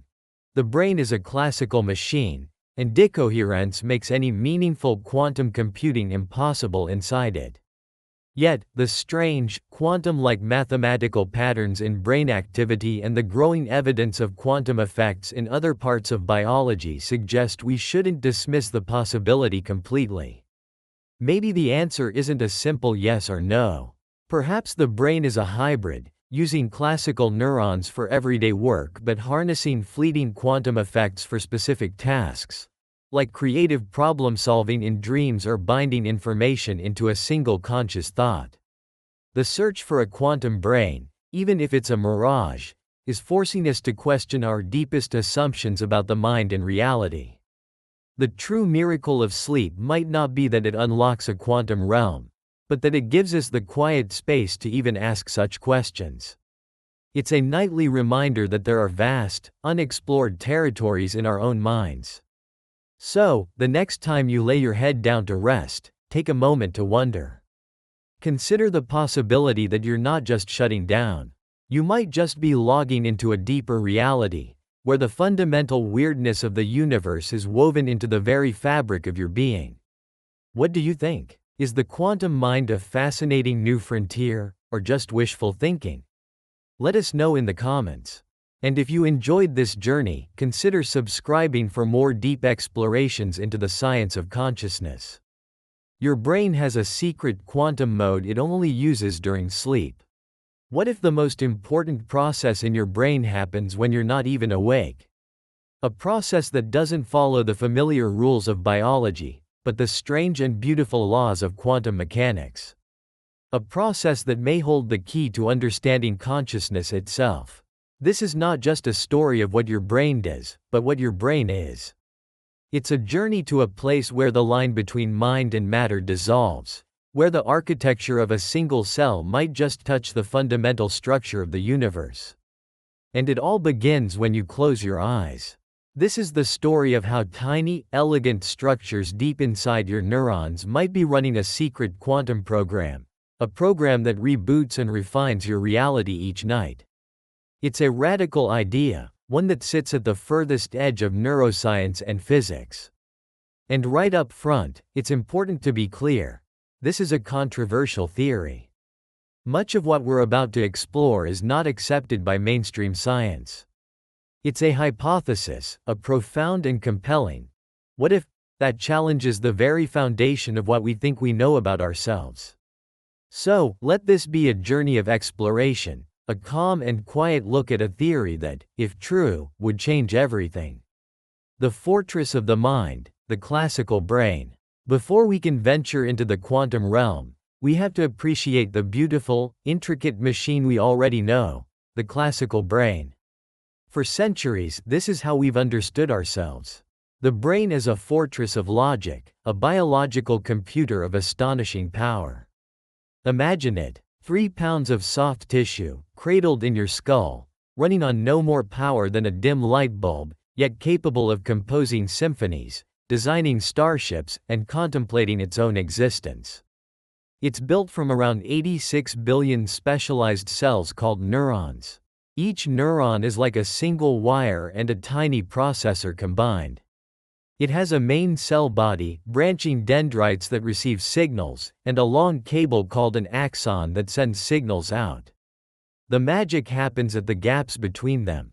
These are the synapses, trillions of them, forming a network so dense it dwarfs any network humans have ever built. When a neuron fires, it sends an electrical pulse down its axon. This pulse triggers the release of chemical messengers called neurotransmitters. These molecules drift across the synapse and bind to receptors on the next neuron, causing a change that can either excite it to fire or inhibit it to stay quiet. Every thought, every memory, every feeling is born from this intricate electrochemical ballet. A pattern of neurons firing in your visual cortex becomes the color red. A different cascade in your auditory cortex becomes the sound of a loved one's voice. Memory is thought to be stored in the strengthening and weakening of these synaptic connections, a process called synaptic plasticity. Learn something new, and certain pathways get stronger. Forget something, and they may weaken. From this perspective, the brain is a classical system. A wet, biological computer, but a computer nonetheless. Its operations follow the predictable laws of classical physics and chemistry. This view, known as computationalism, has been the dominant paradigm in neuroscience for decades. And it has been incredibly successful. It's allowed us to map brain regions for language, movement, and emotion. It's given us treatments for neurological disorders and a deep appreciation for the brain's resilience.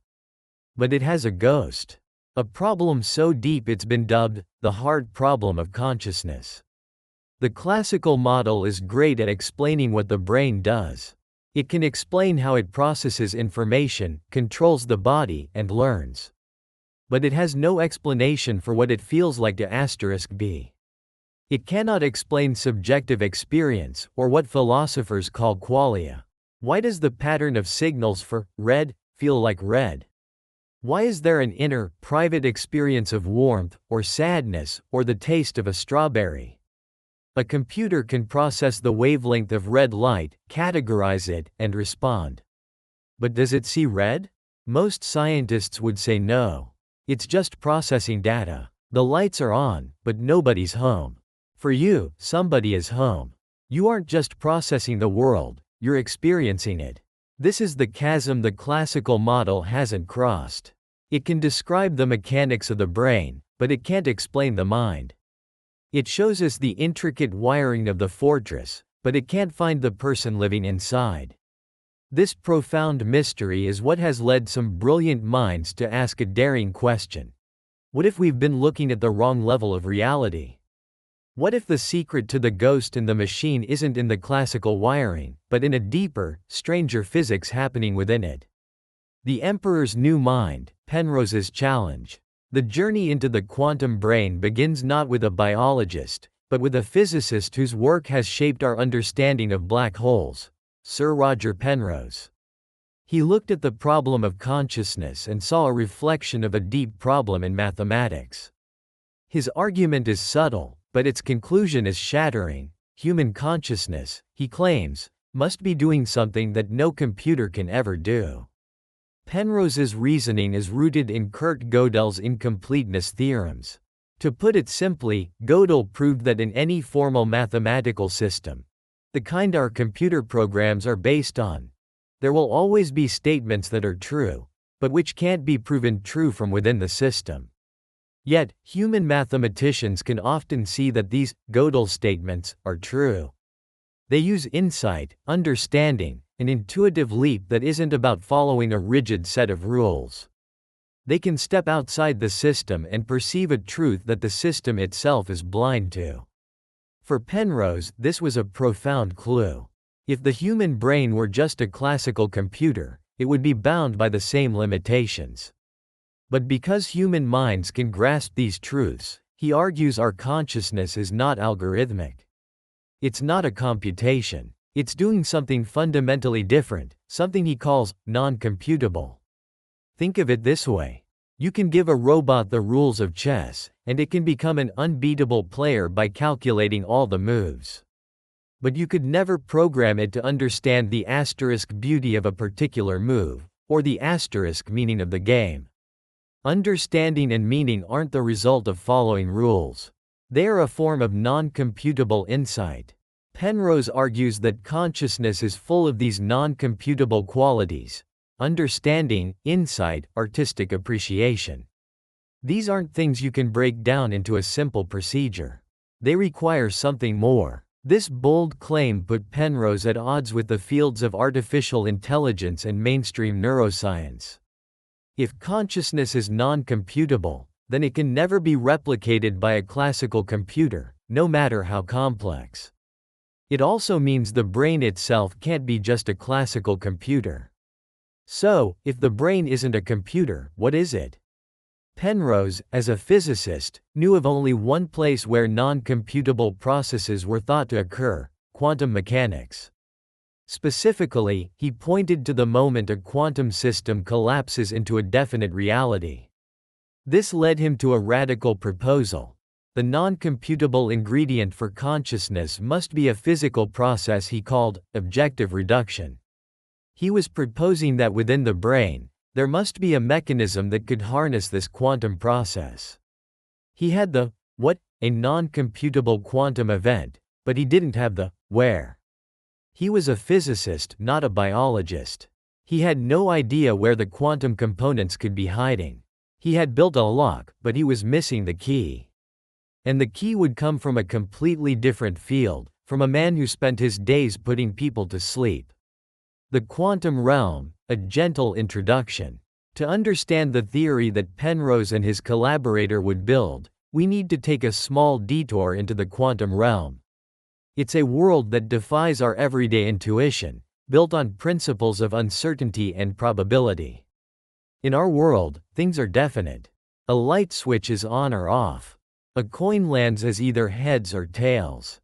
In the quantum world, that's not the case. The most fundamental particles can exist in a state of superposition. Imagine a coin spinning in the air. In a way, it's neither heads nor tails, but a blur of both possibilities. A quantum particle in superposition is like that spinning coin. It exists as a wave of all its potential states at once. This strange state of multiple possibilities continues until a measurement is made. When we look at the spinning coin, we force it to land. The act of measurement causes the superposition to collapse. The wave of possibilities vanishes, and the particle snaps into one single, definite state.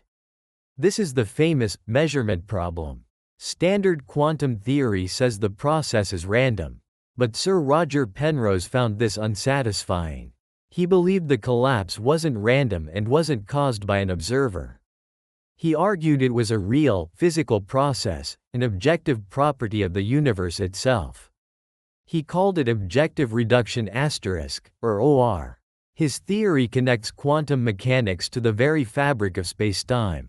According to Einstein, mass and energy warp spacetime, creating gravity. Penrose suggested that a particle in a superposition of, say, two different locations, is actually creating two tiny, separate bubbles in the geometry of spacetime.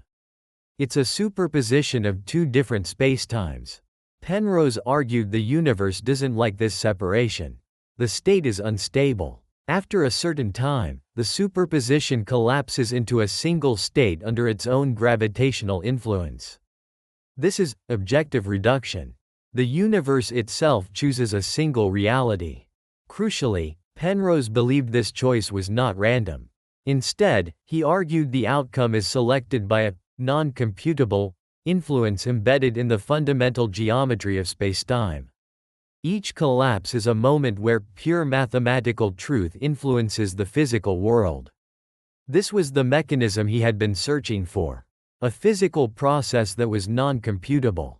If he could find a structure in the brain capable of sustaining a quantum superposition long enough for it to collapse via objective reduction, he'd have a physical basis for consciousness. The brain wouldn't be a computer simulating reality. It would be a quantum orchestra, collapsing possibility into the concrete experience of the present moment, over and over. All that was needed was a conductor.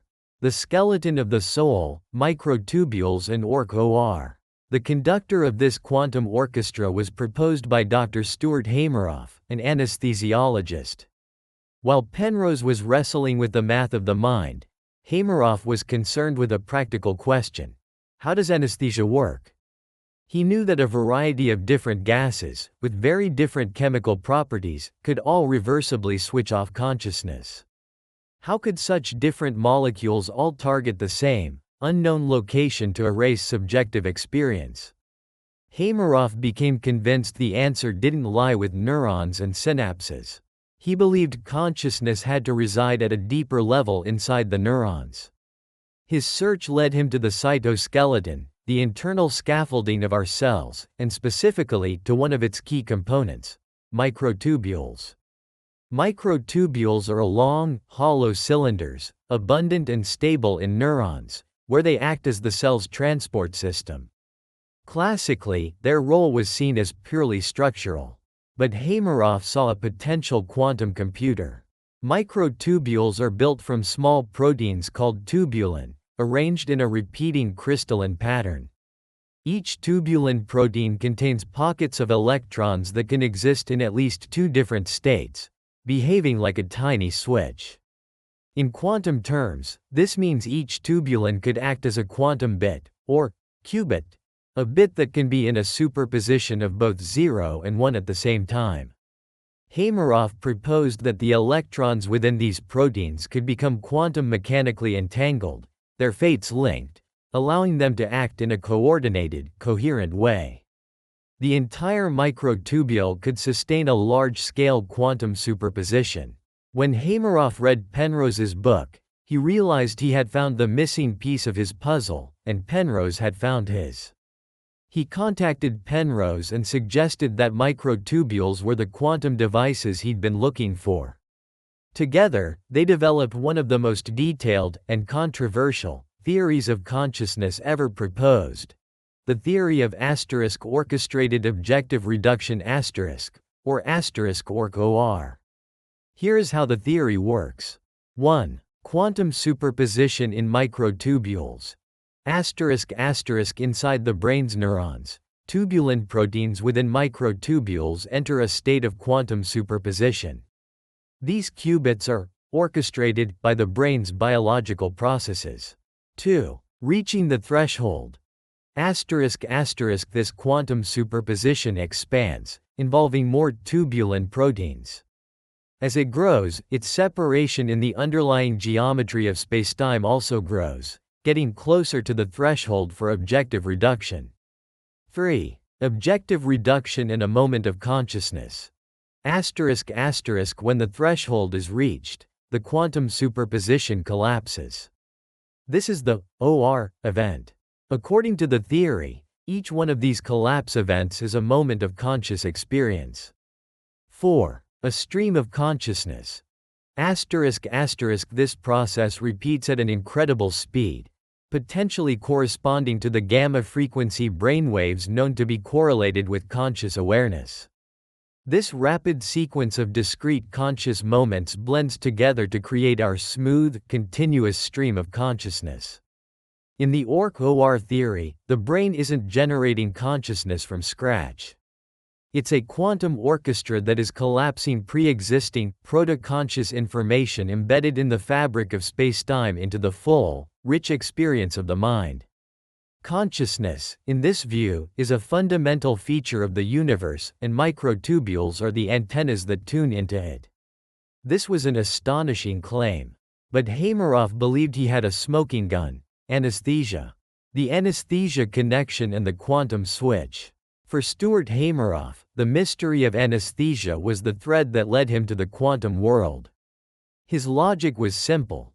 If you want to find where consciousness is located, look at what happens when it disappears. Anesthetic gases are chemically diverse, yet they all reliably and reversibly erase consciousness while leaving most non-conscious brain functions intact. This suggested they all act on a single, fundamental mechanism of consciousness. Hameroff proposed their target was the microtubules inside the neurons. He hypothesized that anesthetic molecules find their way to specific pockets within the tubulin proteins, pockets where the quantum electron clouds responsible for superposition reside. By lodging themselves there, the anesthetic molecules dampen the quantum vibrations, stopping the superposition before it can begin. No superposition, no objective reduction, no consciousness. It's like trying to ring a bell that's been packed in foam. This provided a single mechanism to explain how dozens of different anesthetic molecules could have the same effect. For years, this was pure speculation. But recently, some tantalizing, though still debated, evidence has started to emerge. Computer simulations have shown anesthetic molecules bind to these specific pockets in tubulin. And some research groups have detected high-frequency vibrations in microtubules, which proponents of orc-OR have proposed could be related to the underlying quantum effects, though this interpretation is not universally accepted. More recently, a 2024 study published in *Neuro* explored this connection. Researchers found that when rats were treated with a drug that stabilizes microtubules, they remained conscious for a longer period when exposed to an anesthetic gas. This suggests a direct link. Interfering with microtubules seemed to interfere with the anesthetic's action.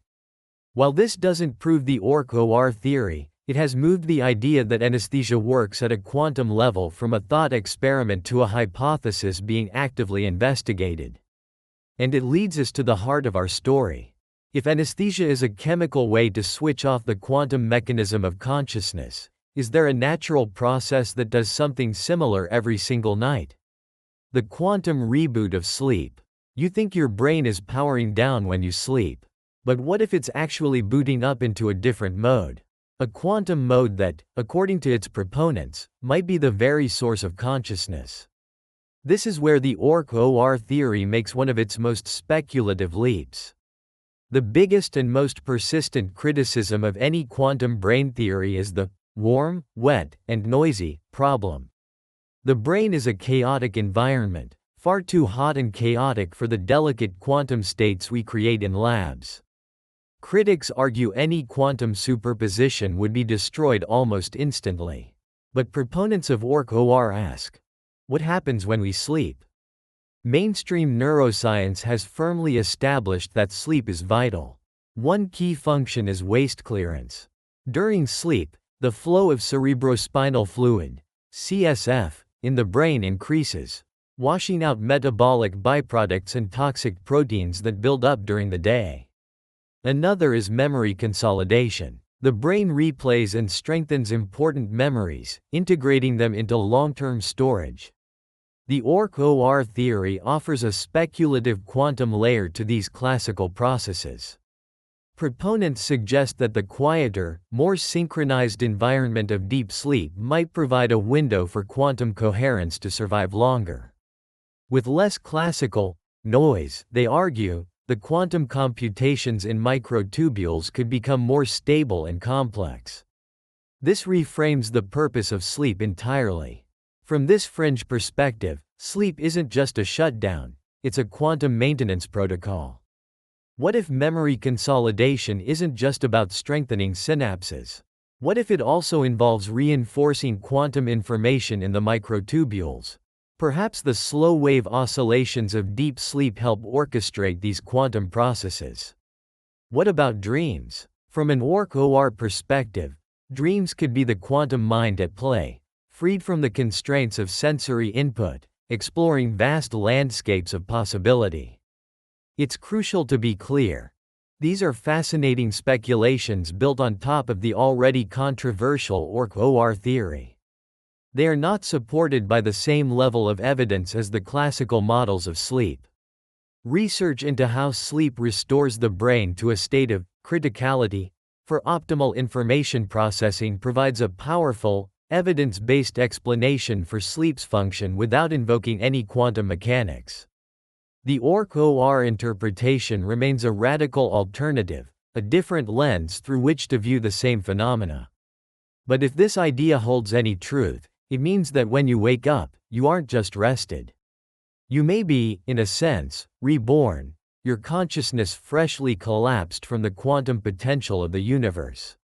The wall of skepticism and the unanswered questions. A theory as profound as OR was never going to be accepted without intense scrutiny. From its inception, it has faced a wall of skepticism. The first and most formidable obstacle remains the warm, wet, and noisy argument. Even with the quieter conditions of sleep, the brain is an incredibly hostile environment for quantum coherence. Critics' calculations suggest any superposition in a microtubule would be destroyed by decoherence in a timescale far too short to be neurologically relevant. Proponents have proposed shielding mechanisms, but these ideas are themselves highly speculative. The second major challenge came from an experiment deep underground. Penrose's theory of objective reduction predicts that gravity-induced collapse should produce a faint background of radiation. An experiment in Italy's Gran Sasso laboratory was set up to find it. The result, published in 2022, was null. The predicted radiation was not detected. This was a significant blow, making the simplest form of the theory highly implausible, in the words of the researchers.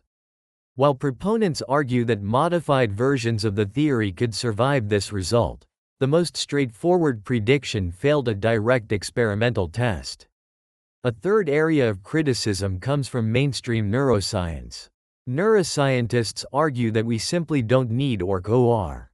The classical model of neural computation is incredibly powerful at explaining brain function like learning, memory, and perception. Introducing a complex and unproven layer of quantum physics, they argue, violates the principle of Occam's razor. That the simplest explanation is usually the best. As of today, there is no direct, unambiguous evidence of functional quantum computation happening in brain microtubules. Penrose and Hameroff have responses to these criticisms.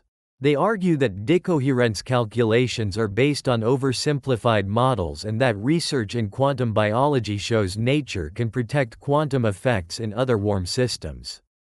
They contend that the Gran Sasso experiment didn't rule out the theory entirely, only its simplest form. And they maintain that the failure of classical neuroscience to solve the hard problem is precisely why a new, more radical approach is needed. The debate is fierce because the stakes are enormous. If OR is correct, it rewrites our understanding of our place in the cosmos. It would suggest consciousness is not an accidental byproduct of complex computation but a fundamental feature of reality. We began with a question. What if the most important process in your brain happens while you sleep? We've traveled from the clockwork brain of neurons to the strange world of quantum mechanics. We've explored the radical and controversial theory of orchestrated objective reduction, the idea that consciousness arises from quantum collapses within the microtubules of our neurons. We've seen how this theory tries to solve the hard problem, and how it finds a potential home in the very architecture of our cells. We've touched on the mystery of anesthesia and the speculative idea that sleep is a nightly quantum reboot. We have also faced the wall of skepticism, acknowledging that this theory lives on the fringes of science. It is challenged by the harsh environment of the brain and by experiments that have failed to find the evidence they seek. Mainstream science, for now, remains unconvinced. So, where does that leave us? It leaves us at the frontier of knowledge, looking out at one of the deepest mysteries there is. OR may one day be proven correct, or it may be relegated to the history books as a beautiful but flawed idea. But its value lies not just in whether it is right or wrong. Its value lies in the boldness of the questions it asks. It forces us to confront the possibility that we are more than just biological machines. The next time you lay your head on the pillow, you can imagine those trillions of tiny, elegant structures within your neurons. And you can wonder, are they simply going quiet for the night? Or are they, just maybe, beginning their most important work, dancing to a quantum rhythm, and weaving the very fabric of your reality from the silent, sleeping heart of the cosmos? The nature of consciousness is perhaps the greatest mystery there is. Is it a product of classical computation, a quantum phenomenon, or something else entirely?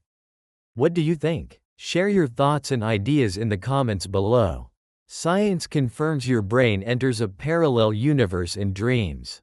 What if I told you that every single night, your brain does something more complex and imaginative than any supercomputer? It builds entire worlds, runs countless simulations, and solves problems you didn't even know you had. You might think of dreams as just fuzzy, nonsensical movies your mind plays while you sleep. But what if that bizarre feeling of living multiple stories at once, of being a detective one moment and a pilot the next, isn't just a feeling? What if it's a glimpse into a kind of parallel universe? Now, let's be clear. We're not talking about a science fiction universe with strange physics and alternate timelines. We're talking about a universe created entirely inside your head, every single night. This isn't just a fun metaphor. Groundbreaking research into how the brain rewires itself during sleep shows that our minds are capable of creating parallel, simultaneous streams of consciousness. And the purpose of this nightly journey might just be the very source of all human creativity. Stay with me, because we are about to unravel the neurology of your brain's secret second life. The nightly descent, deconstructing the dream state. To understand how your brain builds these parallel worlds, we first need to look at the stage where it all happens: REM sleep. Rapid eye movement. It's the part of your sleep cycle you probably know for its vivid, story-like dreams. If you've ever woken up with your heart pounding from a chase or felt the lingering warmth of a joyful dream, you've just come out of REM. Think of your waking brain as a highly organized orchestra. Every section, from your visual cortex to your emotional centers, is playing in perfect harmony. And leading this orchestra is a very strict conductor, your prefrontal cortex. This is the part of your brain right behind your forehead, and it's in charge of logic, planning, and linear thinking. It's the adult in the room, making sure everything runs in a straight line from cause to effect. When you're awake, that conductor is firmly on the podium, keeping everyone on the same sheet of music. But as you enter REM sleep, something extraordinary happens. The conductor quietly walks off stage. Neuroimaging studies, using fMRI and EEG, consistently show that during REM sleep, the prefrontal cortex takes a significant break. Its influence is dramatically reduced. The part of you that insists on order and logic has basically gone for a coffee. At the same time, other brain regions burst into a symphony of high-frequency activity. The limbic system, which houses your emotional core, the amygdala, and your memory filing system, the hippocampus, goes into overdrive. Your visual and motor cortices light up as if you were actually seeing and moving, even though your body is cleverly paralyzed by your brainstem to stop you from acting out your wildest adventures. This creates a paradox. Your brain is, in some ways, more active than it is during quiet wakefulness. A chemical shift floods the brain. Levels of norepinephrine and serotonin, which keep you focused, plummet. Meanwhile, acetylcholine, a neurotransmitter linked to memory and brain activation, surges. This unique neurochemical cocktail is the perfect recipe for a dream. You get intense emotions and vivid imagery, but the logical editor who would normally question any of it is asleep on the job. This is why you can have a conversation with your childhood pet about quantum physics while riding a bicycle made of cheese, and in that moment, it feels completely, utterly real. UC Berkeley neuroscientist Matthew Walker once famously used a striking analogy for this state, describing it as flagrantly psychotic. When you break it down, you can see his point. During REM sleep, you have hallucinations, you see things that aren't there, you hold delusional beliefs. You're convinced the bizarre dream is real. And you wake up with amnesia for most of what happened. In any waking context, these would be serious symptoms. But during sleep, this temporary psychosis is not only normal, it's essential. It's the fertile chaos from which your brain's most creative work can grow. The parallel worlds of thought, the science of brain connectivity. For a long time, the common view of dreaming was that it was just mental garbage collection, the brain idly sorting through the day's leftover thoughts. But recent neuroscience is painting a much more sophisticated picture.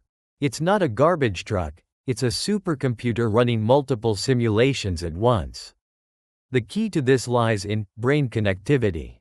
Your brain isn't a bunch of separate modules, it's a vast, interconnected network. During REM sleep, the patterns of these connections fundamentally shift.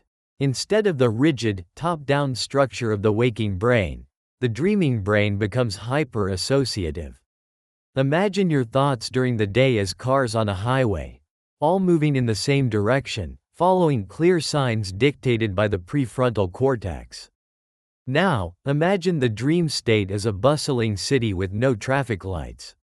Information isn't just flowing from A to B, it's branching, intersecting, and creating a complex web of simultaneous activity. This is what we mean by parallel thought streams. Your brain isn't just telling one story, it's exploring dozens of potential stories at the same time. And this isn't just an analogy, researchers can observe it. Using high-density EEG, They can map how signals travel through the brain. During wakefulness, a pulse in one area triggers a predictable cascade. In deep, dreamless sleep, that same pulse just creates a local flicker. But during REM sleep, the pulse once again triggers a complex, widespread pattern of activation, one that is chaotic and less constrained than being awake.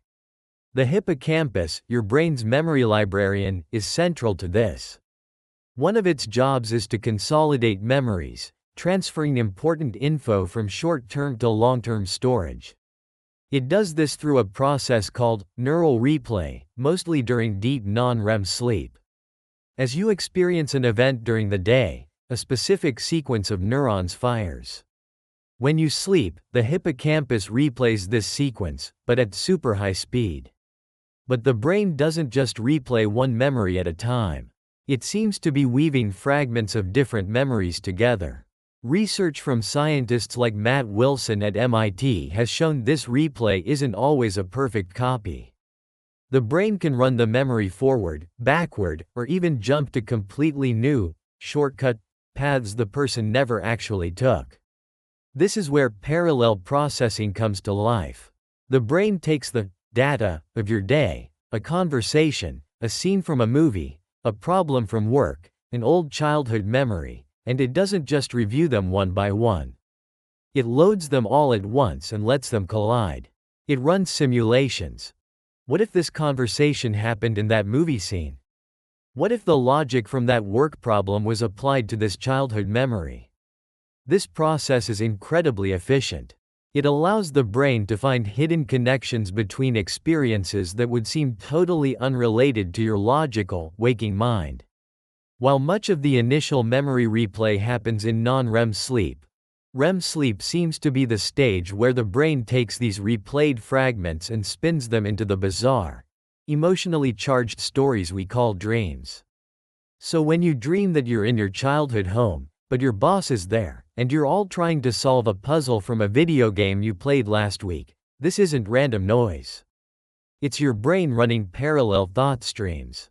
It's simultaneously processing the emotion of your home, the social dynamics with your boss, and the logic of the puzzle. It's exploring the intersection of these files to create a new, blended reality. This is your brain's simulated parallel universe, a space where countless ideas can be combined and tested, free from the constraints of reality. The creative function of parallel thought. So, the brain goes to all this trouble to create this nightly theater. It quiets its logical centers, amps up its emotional processors, and rewires its connections for a free-for-all of associative thought. But why? Why would evolution favor a process that seems so chaotic and unproductive? The answer, which science is increasingly uncovering, is profound. This process is an engine for creativity and problem-solving. Your waking mind is brilliant at focused, analytical thinking. But it's not always great at thinking outside the box. Creativity relies on divergent thinking, generating multiple unique ideas and seeing connections between unrelated concepts. To do that, you need to loosen the chains of logic. And that is precisely what the dreaming brain is built for. By deactivating the prefrontal cortex, the brain removes its own internal censor. Ideas that would be immediately dismissed as absurd during the day get to run free. In this hyper-associative state, the brain becomes an alchemist. It takes the mundane experiences of your day and tries to spin them into the gold of new insight. The parallel streams of thought we talked about are actively cross-pollinating. This is where real innovation comes from, not just from linear deduction, but from seeing a shared pattern in two completely different things. History is filled with stories that illustrate this. A famous one, though its historical accuracy is debated, is about the chemist Auguste Kekule. He struggled for years to figure out the structure of the benzene molecule. Then, one night, he supposedly dreamt of a snake seizing its own tail, forming a circle. He woke up realizing the answer. The benzene molecule was a ring. Whether it happened exactly that way or not, the story captures the principle perfectly. His waking mind was stuck in a box. His dreaming mind was free to find the answer in an ancient symbol. We see this in art, too. Paul McCartney famously claims the entire melody for Yesterday came to him in a dream. He woke up, hurried to a piano, and played it so he wouldn't forget. He was so convinced he must have accidentally stolen it that he spent weeks playing it for people, but no one had ever heard it before. It was new, forged in the furnace of his dreaming brain. But you don't have to be a world-famous genius to benefit from this. This creative engine is working for you every night. In lab studies, when people get stuck on tough puzzles, the ones who are allowed to nap, and especially those who enter REM sleep, are significantly more likely to solve the problem when they wake up. More recently, scientists at Northwestern University have even found ways to guide this process. Using a technique called targeted memory reactivation, they gave people puzzles, each paired with a unique sound. As the subjects entered REM sleep, the researchers quietly played the sounds for the unsolved puzzles. A remarkable percentage of the participants reported dreaming about the puzzles and were far more successful at solving them upon waking. This shows dreaming isn't just passively reflecting on problems, it's actively working to find new solutions. So, that bizarre dream where your car keys are hidden inside a loaf of bread isn't nonsense. It's your brain practicing divergent thinking. It's asking, what's the link between key and bread? By running these absurd simulations, the brain strengthens its ability to make distant connections, the very hallmark of creativity. The parallel universe of your dreams is your own private innovation lab. The speculative frontier. Are we flirting with quantum weirdness? Now we're going to take a step from established neuroscience into the fascinating, and highly speculative, frontier where the brain meets quantum mechanics. I want to be very clear. What we're about to discuss is not confirmed science. It is a deeply intriguing what if. So far, we've talked about parallel thought streams like a computer running multiple programs. But in quantum physics, parallel means something much stranger. A quantum particle can exist in a superposition of multiple states at once. It can be here and there, all at the same time. It's only when we measure it that this cloud of possibilities collapses into a single reality. For decades, a few thinkers, like the physicist Sir Roger Penrose and anesthesiologist Stuart Hameroff, have proposed that consciousness itself might be a quantum phenomenon. Their theory, called OR, is highly controversial, mainly because the brain is a warm, wet, and messy place. The opposite of the cold, isolated environment needed to protect fragile quantum states from collapsing. Most neuroscientists believe that classical brain science can explain everything we experience. However, the idea won't go away, partly because the wild, nonlinear, and probabilistic nature of dreams feels tantalizingly similar to the quantum world. In a dream, you can be both the pursuer and the pursued. A character can be your mother and a stranger at the same time. Could this be the subjective experience of the brain exploring all possibilities at once before collapsing into the single memory you recall when you wake up? This remains deep speculation. There is no direct evidence linking quantum mechanics to dreaming, but it pushes us to consider that the parallel universes in our minds might operate on principles even more bizarre than we currently understand. It's a tantalizing thought that our nightly creativity might be borrowing a page from the deepest, strangest rulebook in the cosmos. This nightly journey isn't just a quirk of our biology. It's a fundamental part of what makes us human. It's our built-in engine for emotional regulation, memory consolidation, and, most profoundly, creativity. Your brain isn't just resting when you sleep. It's exploring, experimenting, and creating. It's dissolving boundaries between old memories to forge new ideas.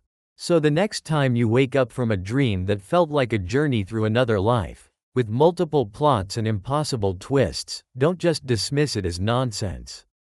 Recognize it for what it is. a sign of your brain's incredible power to build and explore parallel realities. And I want to hear from you. Think about the dreams you can remember. What is the most bizarre, multi-layered dream you have ever had, where you felt like you were living multiple stories at once? Share your experience in the comments below. I'm fascinated to hear about the parallel universes your minds have been building.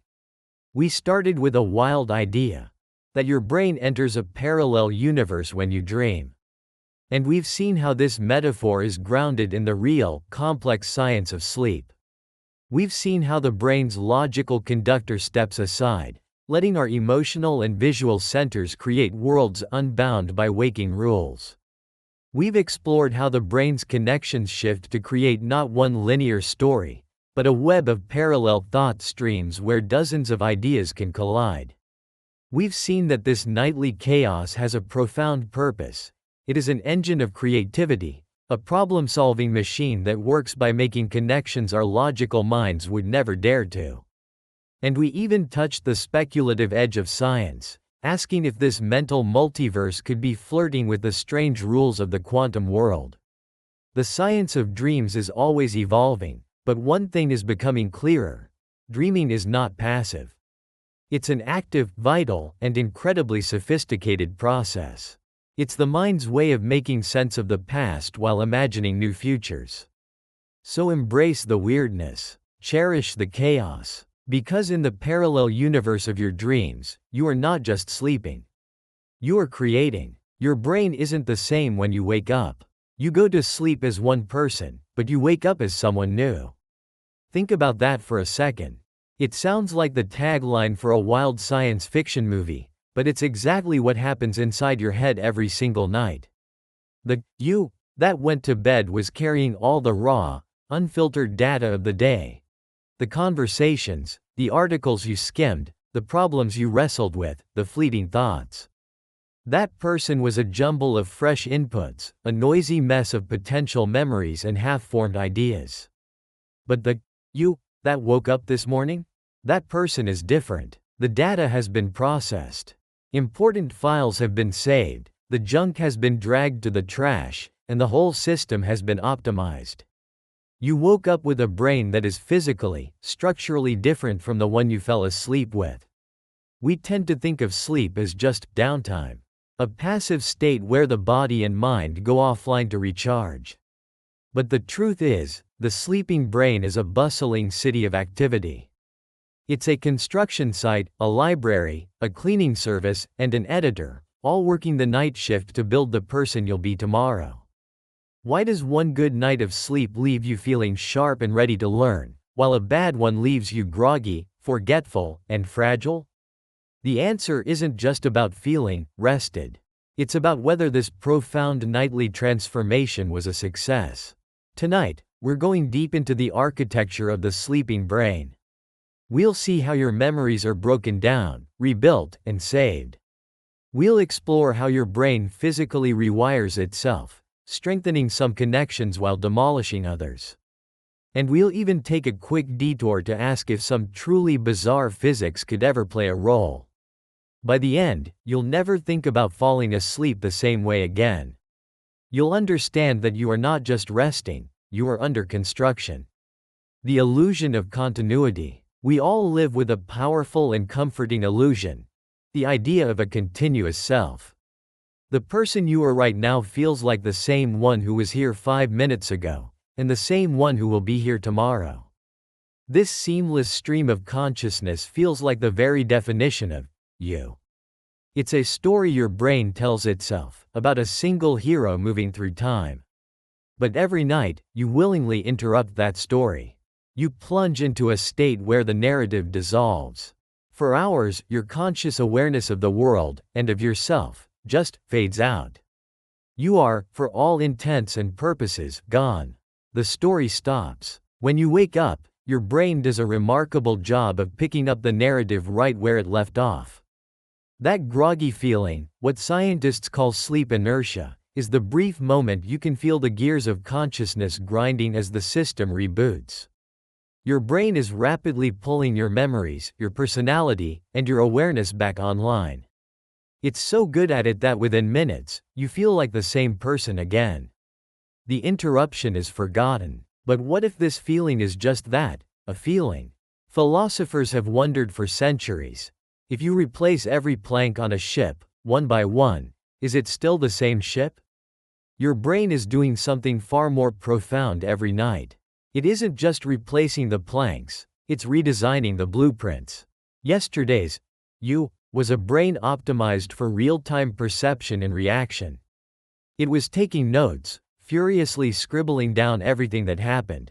But the brain you have while you sleep is a different beast entirely. It's optimized for reorganization. It's not taking new notes. It's editing the manuscript of your life, deciding which of yesterday's experiences are worth keeping, what emotional meaning to give them, and where to file them in the vast library of your memory. And this process isn't a metaphor. It involves real, physical changes. Connections between your brain cells, your neurons, are being forged, strengthened, weakened, and completely dismantled. The very circuits that hold your knowledge and your personal history are being rewired. So the you that wakes up tomorrow won't just feel different, it will be different. It will have a slightly altered memory bank and a newly updated emotional landscape. The illusion of continuity is a masterpiece of storytelling. But to understand the revolution happening behind the curtain, some have been tempted to look to the strangest, most counterintuitive science we have, the quantum world. The quantum temptation. To truly appreciate the sheer strangeness of what happens in your brain, let's start with a concept from physics that sounds like pure science fiction: quantum entanglement. It's a phenomenon so bizarre that Albert Einstein famously called it spooky action at a distance. Imagine you link two tiny particles in a special way. Now, send one to the other side of the galaxy. The instant you measure a property of your particle, say, its spin, you instantly know the spin of the other one. It's as if they are a single system, mysteriously connected across any distance. Now, look at the brain. 86 billion neurons, each with thousands of connections. A memory isn't a single file in a folder. It's a vast network of neurons firing in perfect sync. A thought, a feeling, it's a chorus, not a soloist. How does this synchronization happen across distant brain regions with such precise timing? This is where the quantum temptation begins. Could this be a biological form of spooky action? This idea, often called quantum consciousness, suggests our minds might be tapping into the weirdness of quantum mechanics. The most famous version, the OR theory, was proposed by physicist Sir Roger Penrose and anesthesiologist Stuart Hameroff. They suggested that tiny protein structures inside neurons, called microtubules, could act like quantum computers. The appeal is obvious. Both consciousness and quantum mechanics are profoundly mysterious. It's tempting to think the solution to one mystery might be hidden in the other. And some modern research has kept this fire burning, however faintly. One theoretical paper from Shanghai University used mathematical models to suggest the myelin sheath around our nerve fibers could theoretically create an environment for quantum effects. Another much-discussed study from Trinity College Dublin used modified MRI machines and reported observing signals they believe could be explained by quantum entanglement. Could the nightly reorganization of your mind be orchestrated by these ghostly connections? It's a breathtaking, almost mystical idea. An incredible story. The only problem is, when neuroscientists took a hard look for these quantum effects in the real world, they found something even more fascinating. The pivot, a reality check. The idea of a quantum brain is one of the most seductive in science. But for most neuroscientists, this dream collides with a very solid wall: the brain itself. The problem comes down to two words: warm and wet. Quantum effects like entanglement are incredibly fragile. To see them in a lab, physicists use extreme cold and isolation. Even a single stray particle can cause a quantum state to collapse in a process called decoherence. Now, think about the brain. It's a 37 degrees Celsius, 98.6 degrees Fahrenheit, chemical soup, buzzing with electrical noise. From a quantum physicist's perspective, it's an environment of pure chaos. The leading consciousness researcher Christoph Koch puts it bluntly: the brain is hardly conducive to subtle quantum interactions. Any delicate quantum state would likely fall apart in a fraction of a nanosecond, long before it could contribute to a thought. So while studies hinting at quantum effects are intriguing, the broad consensus is that we don't need quantum mechanics to explain what the brain does. And this isn't a disappointment. It's a clue. It tells us that the brain's solution to building a self isn't found in the ghostly world of physics, but in the tangible world of biology. The brain doesn't need quantum spookiness because what it actually does is a feat of biological engineering so magnificent, it's almost harder to believe. It doesn't use ethereal connections to rewrite itself. It uses nuts and bolts. It uses microscopic construction crews that physically tear down and rebuild the connections that make you who you are. The truth isn't hidden in the quantum foam. It's written in the physical architecture of your neurons. And that story, the real story, is even more incredible. The nightly construction crew, synaptic plasticity. To understand how you wake up as a new person, we need to zoom in. Way in, down to the microscopic gap between two brain cells. This is a synapse, and it's the most important structure for everything you think, feel, and remember. Imagine a conversation between two neurons. One sends an electrical pulse that releases chemical messengers across the synapse. These messengers are caught by the second neuron, which then decides whether to fire its own signal. Here's the key: the volume of this conversation can change. A synapse can get stronger, making the receiving neuron more likely to fire. Or it can get weaker. This ability to change is called synaptic plasticity, and it's the physical basis of all learning and memory. You've probably heard, neurons that fired together, wired together. This describes a process called long-term potentiation, LTP. When one neuron repeatedly helps another one fire, the connection between them gets physically stronger. The conversation gets louder. This is how a new memory starts. The opposite, long-term depression, limited, is when a connection weakens, turning the volume down. This is just as important for pruning away useless information. During your waking day, your brain is bombarded with information, setting the stage for all this change. It's like a city during rush hour. Plans are being drawn up, but the heavy construction can't start. That happens at night, when the city quiets down. Sleep is when the construction crew comes out. While you're offline, these crews move through your neural pathways, examining the connections made during the day. A synapse that was active while you learned a new skill gets reinforced. The wiring together happens now, as proteins physically build up that connection. At the same time, connections that were barely used are marked for demolition and weakened. This isn't just an analogy. Researchers using powerful microscopes have literally watched this happen in sleeping animals.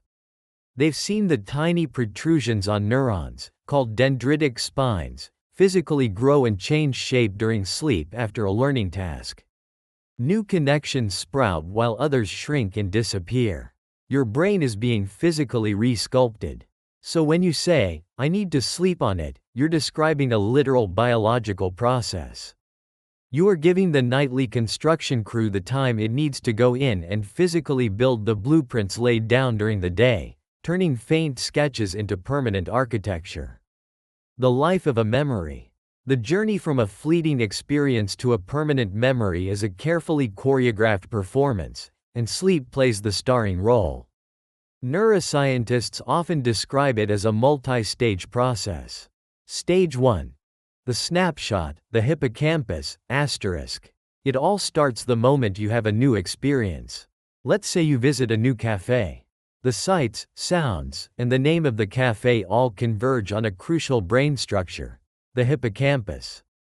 Think of the hippocampus as the brain's inbox, or scratchpad. Its job is to rapidly capture the who, what, and where of an experience, binding them into a single episode. It's like taking a quick snapshot. But this memory is fragile and temporary. The hippocampus has limited storage. If nothing else happens, the snapshot will fade, overridden by the next day's events. For it to last, it needs to be moved to a more permanent gallery. That process begins when you fall asleep. Stage 2. The rehearsal and transfer. Slow-wave sleep, asterisk. This is the main event. As you drift into deep, non-REM sleep, also called slow-wave sleep, something extraordinary happens. Your brainwaves slow down, and in this steady rhythm, the hippocampus starts talking to the neocortex, the vast outer layer of your brain that acts as your long-term storage vault.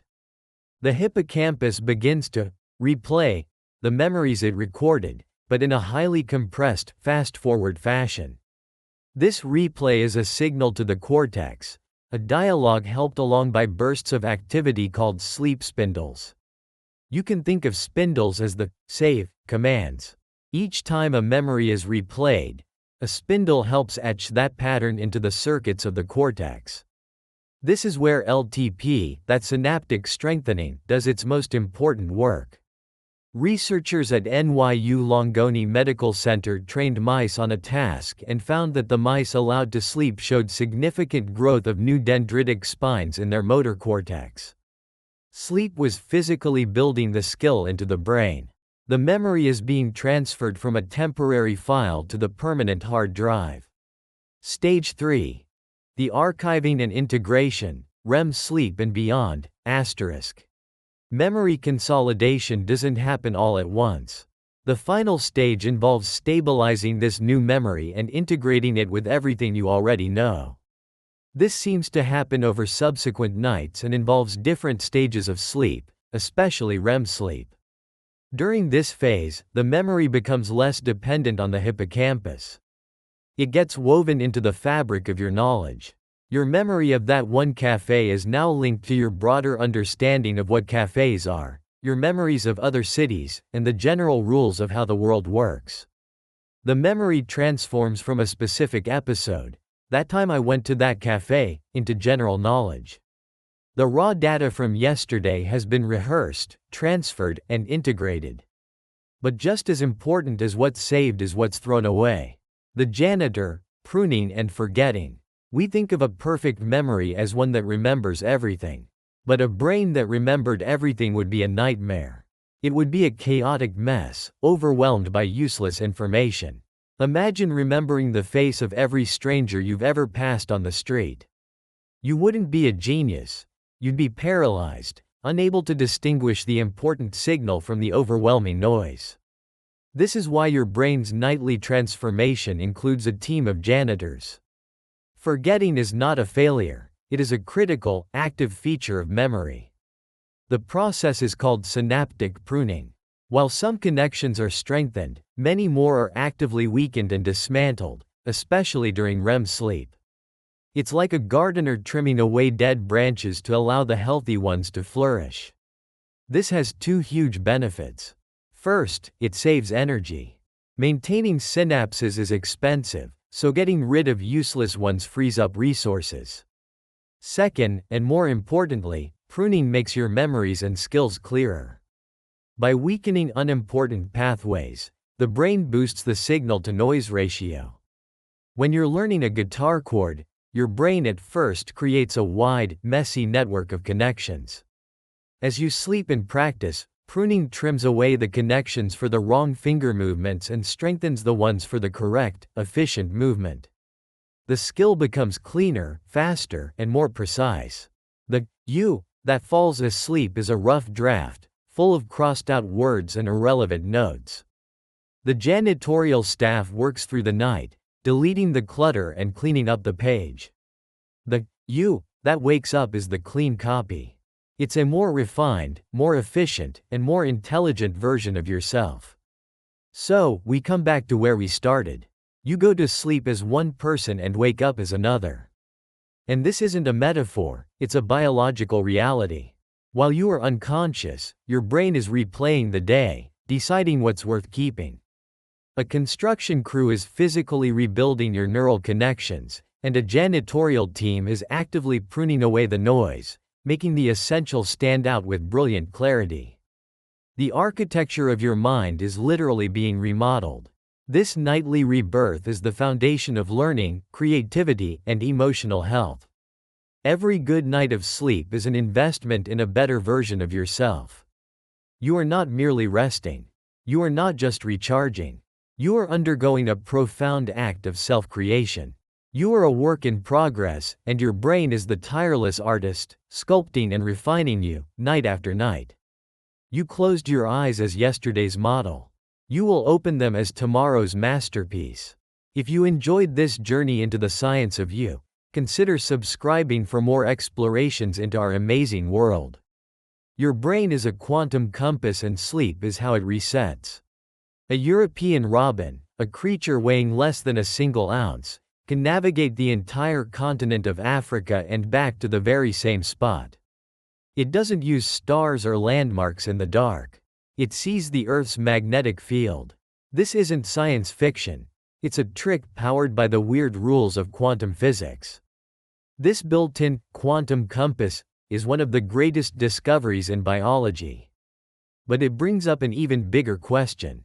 We are all biological machines, governed by the same physical laws. So, do we have a quantum sense we don't know about? Scientists are now exploring whether your brain uses a similar trick, not to navigate the world, but to navigate the mysterious world of sleep and recovery. Could sleep be how your brain resets its own quantum compass? The avian mystery, a compass made of physics. For centuries, the migration of birds has been one of nature's most profound and beautiful mysteries. We've watched them depart in autumn and return in spring with a fidelity that defies any simple explanation. We knew they were incredible navigators, but the tools we thought they used, the sun, the stars, landmarks, never quite explained the full picture. What happens on a cloudy day? Or a cloudy night? How does a young bird, on its very first journey, travel thousands of miles to a place it has never seen? For a long time, one theory involved tiny magnetic particles, a mineral called magnetite, found in the beaks of some birds.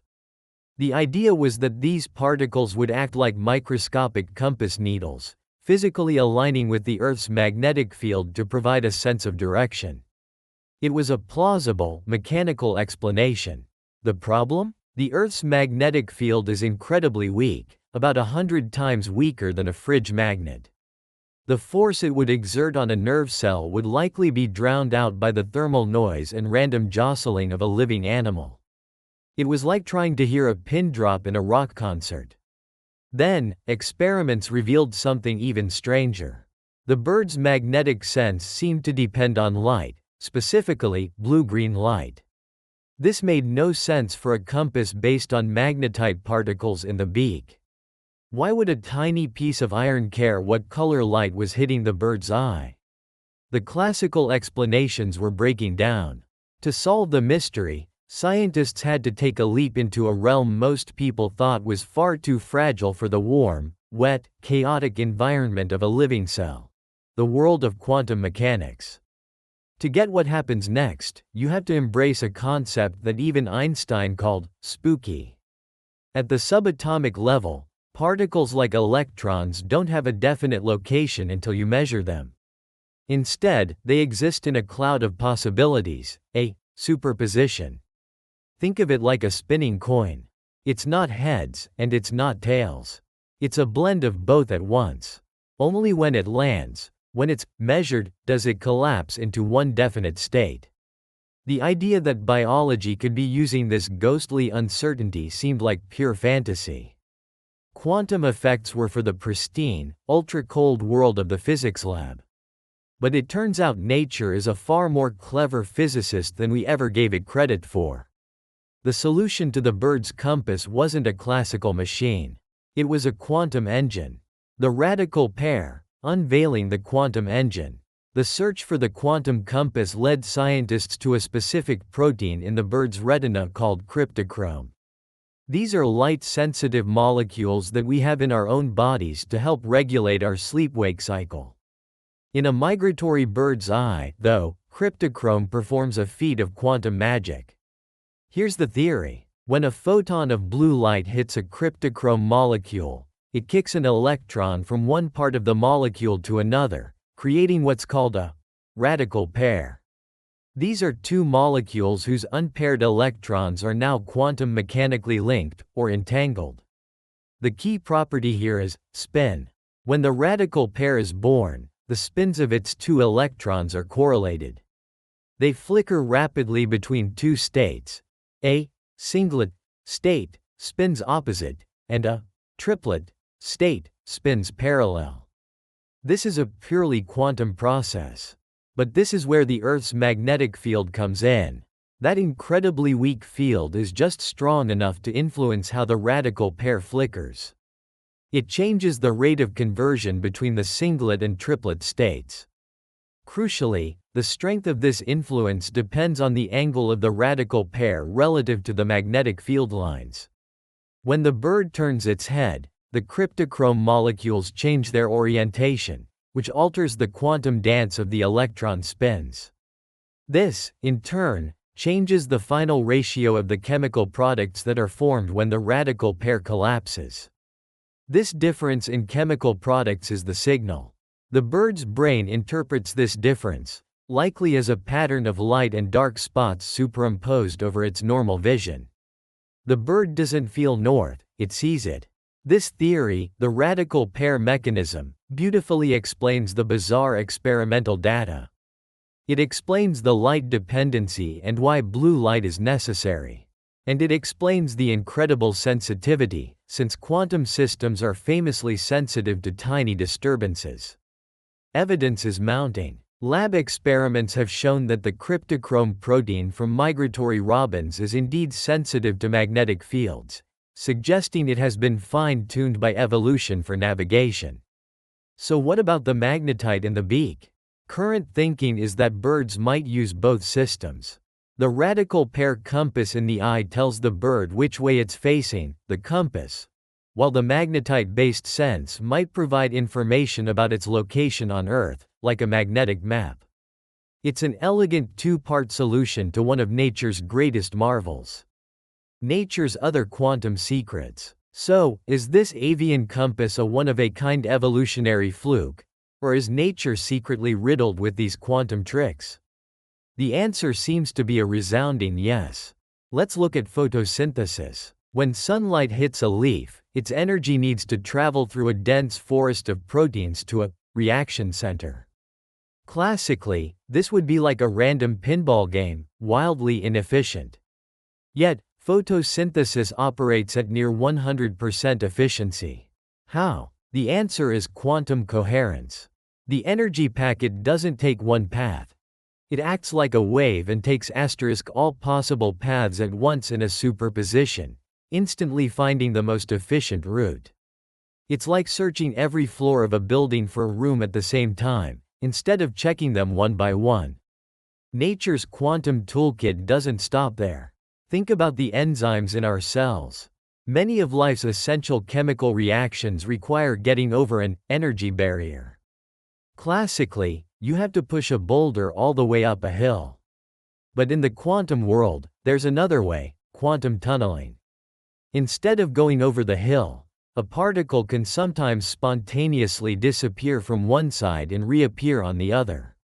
As strange as it sounds, life uses this everywhere. Inside our mitochondria, the power plants of our cells, electrons tunnel from one protein to another to help generate ATP. This process is a key contributor to their high efficiency. Enzymes that break down fats also rely on tunneling to speed up reactions by incredible factors.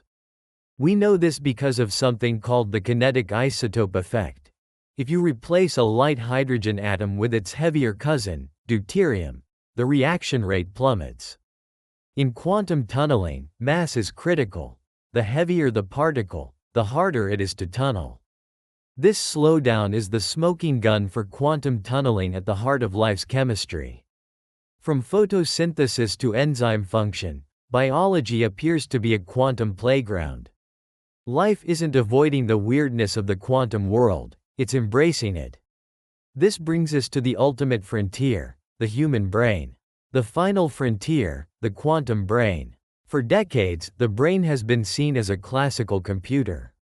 An incredibly complex one, but classical nonetheless. The common argument was that the brain is too warm, wet, and noisy for any delicate quantum state to survive. But this view is starting to be challenged. What if the brain has its own quantum secrets? And what if the key lies in that most universal of brain states, sleep? Every night, our brain performs critical maintenance. Memories are consolidated, and the brain takes out the trash. This is managed by the glymphatic system, the brain's waste clearance crew. During deep sleep, the spaces between brain cells expand, allowing cerebrospinal fluid to flush out metabolic byproducts. In a very real sense, sleep is the brain's deep cleaning cycle. Now for a speculative leap. What if this nightly cleanup isn't just about removing chemical gunk? What if it's about restoring the pristine environment needed for delicate quantum processes to function?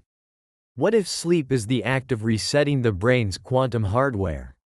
This is a speculative idea, but some intriguing lines of evidence are emerging. Remember the radical pair mechanism from the bird's compass? Some researchers are proposing it might be at play in our brains, too. For instance, recent work from the University of Waterloo, led by Dr. Travis Craddock, has shown that the stability of microtubules, the protein skeletons inside our neurons, can be influenced by weak magnetic fields and different isotopes, with the results being consistent with the radical pair mechanism. This suggests the same type of quantum process found in a bird's eye might be operating within the structural components of our own brain cells. And what about the hardware? Birds use cryptochrome, and so do we. These proteins are found in our retinas and, crucially, in the brain regions that control our sleep-wake cycle. Their primary job is to set our internal clock. So, the human brain is equipped with the exact same kind of light-sensitive molecule that may enable quantum navigation in birds. There are even more speculative theories.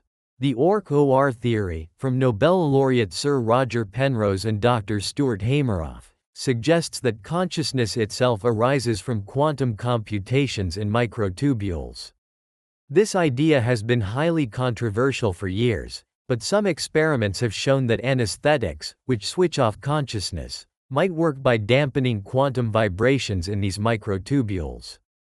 The reasoning follows that if switching consciousness off involves disrupting a quantum process, then the natural process of restoring brain function, sleep, might involve repairing and resetting it. While these ideas remain on the fringe and face significant criticism, they push the boundaries of what we think is possible. Let's try to assemble these speculative pieces. The brain has microtubules whose stability might be affected by quantum radical pair effects. It has cryptochromes, which are already tied to our sleep cycle. And it has a nightly cleaning service, the glymphatic system, that flushes out the very gunk that could disrupt these delicate processes. This paints a radical new picture of sleep. The reset we feel after a good night's rest might be more profound than just chemical rebalancing. It could be a quantum reset. Throughout the day, the brain's work generates metabolic waste. This noise could slowly disrupt any delicate quantum coherence. Then, we sleep. The glymphatic system cleans the slate, restoring the environment needed for quantum processes to re-establish. The compass is reset. In this view, sleep isn't passive. It's an active process of what you might call quantum maintenance. The grand picture and the path forward. It's important to be clear. We are on the edge of a new scientific frontier. Many of the ideas about the quantum brain are speculative and highly debated. Pioneers in this field have faced decades of skepticism. But the tide is turning. The question is no longer if quantum biology is real. The evidence for that is growing. The question is, how far does it go? This new perspective offers tantalizing possibilities. If microtubule stability is influenced by quantum effects, and their instability is a hallmark of diseases like Alzheimer's, could we develop therapies based on these quantum principles?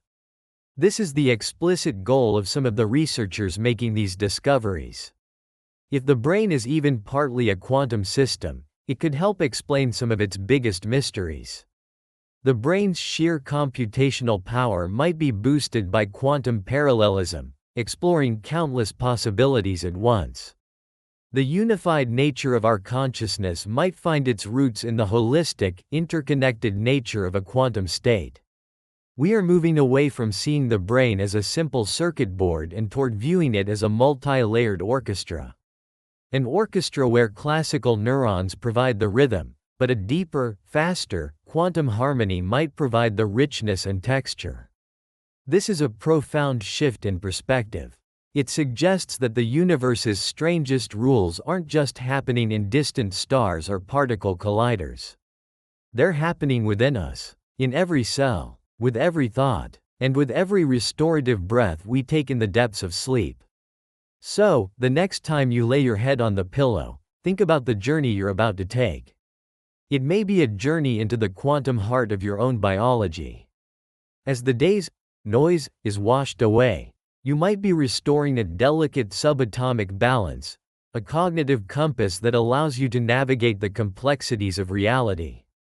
We began with the mystery of a tiny bird that sees the invisible forces of the planet. We end with the wild possibility that our own brains perform a similar, but perhaps even more profound, quantum trick every single night. The final answers aren't in yet. We're the generation that gets to ask the questions and run the experiments. The mystery of what we are is far from over. In fact, it might have only just begun. If you enjoyed this journey into the mysteries of science, consider liking and subscribing for more explorations into the unknown. What quantum trick in nature blows your mind the most? Let us know in the comments below. Warning: your brain is filling with toxins unless you do this. From the moment you wake up, your brain is fighting a silent battle. And the enemy? It's one of its own making. With every thought, every memory, every single action you take, your brain cells produce metabolic waste. Think of it like cellular exhaust. Imagine if the garbage collectors in a massive city just stopped working. At first, you might not notice. But as the trash piled up, day after day, the streets would become blocked, the air would smell awful, and the entire city would eventually grind to a halt, choked by its own waste. Something very similar happens inside your head every single day you're awake. It's a constant, steady buildup of toxins. And this isn't just a metaphor, it's a biological fact. This buildup is directly linked to that brain fog you feel at the end of a long day, those frustrating tip of your tongue moments, and, most terrifyingly, the kind of cognitive decline seen in diseases like Alzheimer's. But what if I told you that your brain has its own elite, nighttime cleaning crew? A powerful system that springs into action under one very specific condition to perform a nightly deep clean, a power wash for your mind. This system is real. It's called the glymphatic system, and knowing how to turn it on is one of the most important things you can do for your long-term mental survival. Today, we're going to explore the crisis happening in your brain every waking hour, uncover the incredible science of this secret detox system, and most importantly, I'll give you a step-by-step guide to make sure this vital process is working for you, night after night.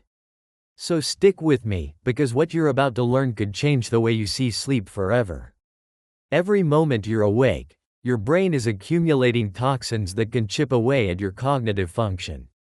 It's a silent process that, if left unchecked, can have serious consequences for your memory and brain health. But your brain also has a built-in power wash cycle. An incredible biological process that only kicks in when you sleep, clearing out the very junk that threatens you. In this video, we'll uncover the science behind your brain's nightly detox, and I'll give you 10 simple steps you can start tonight to make sure your brain is getting the deep clean it needs. The problem: the daily toxin crisis. To really get how miraculous the brain's cleaning cycle is, you first have to understand the size of the problem it's solving. Your brain is only about 2% of your body weight, but it's an energy hog, using up a whopping 20% of your body's energy. All that activity, billions of neurons firing, processing, and communicating, generates waste. Think of your brain as the busiest city on Earth, running 24/7. Your neurons are the workers. And just like any factory worker, they produce byproducts. Two of the most notorious of these are proteins you've probably heard of: amyloid beta and tau. Amyloid beta is a protein fragment that, when it's not cleared away, gets sticky. It clumps together, first in small clusters, then into large, dense plaques. Imagine these as garbage dumps popping up between your neurons. They block communication, cause inflammation, and they're one of the classic signs of Alzheimer's disease. Then you have tau. Tau protein is normally a good guy, helping to stabilize the internal structure of your neurons. But when things go wrong, tau can twist into a new shape and form tangles inside the neurons. If amyloid plaques are garbage dumps between the cells, tau tangles are like the plumbing inside the buildings getting clogged up and bursting. This causes the cells to die from the inside out and is another key feature of dementia. For a long time, we thought this was a slow process that only mattered late in life. But we now know this toxic buildup happens over the course of a single day.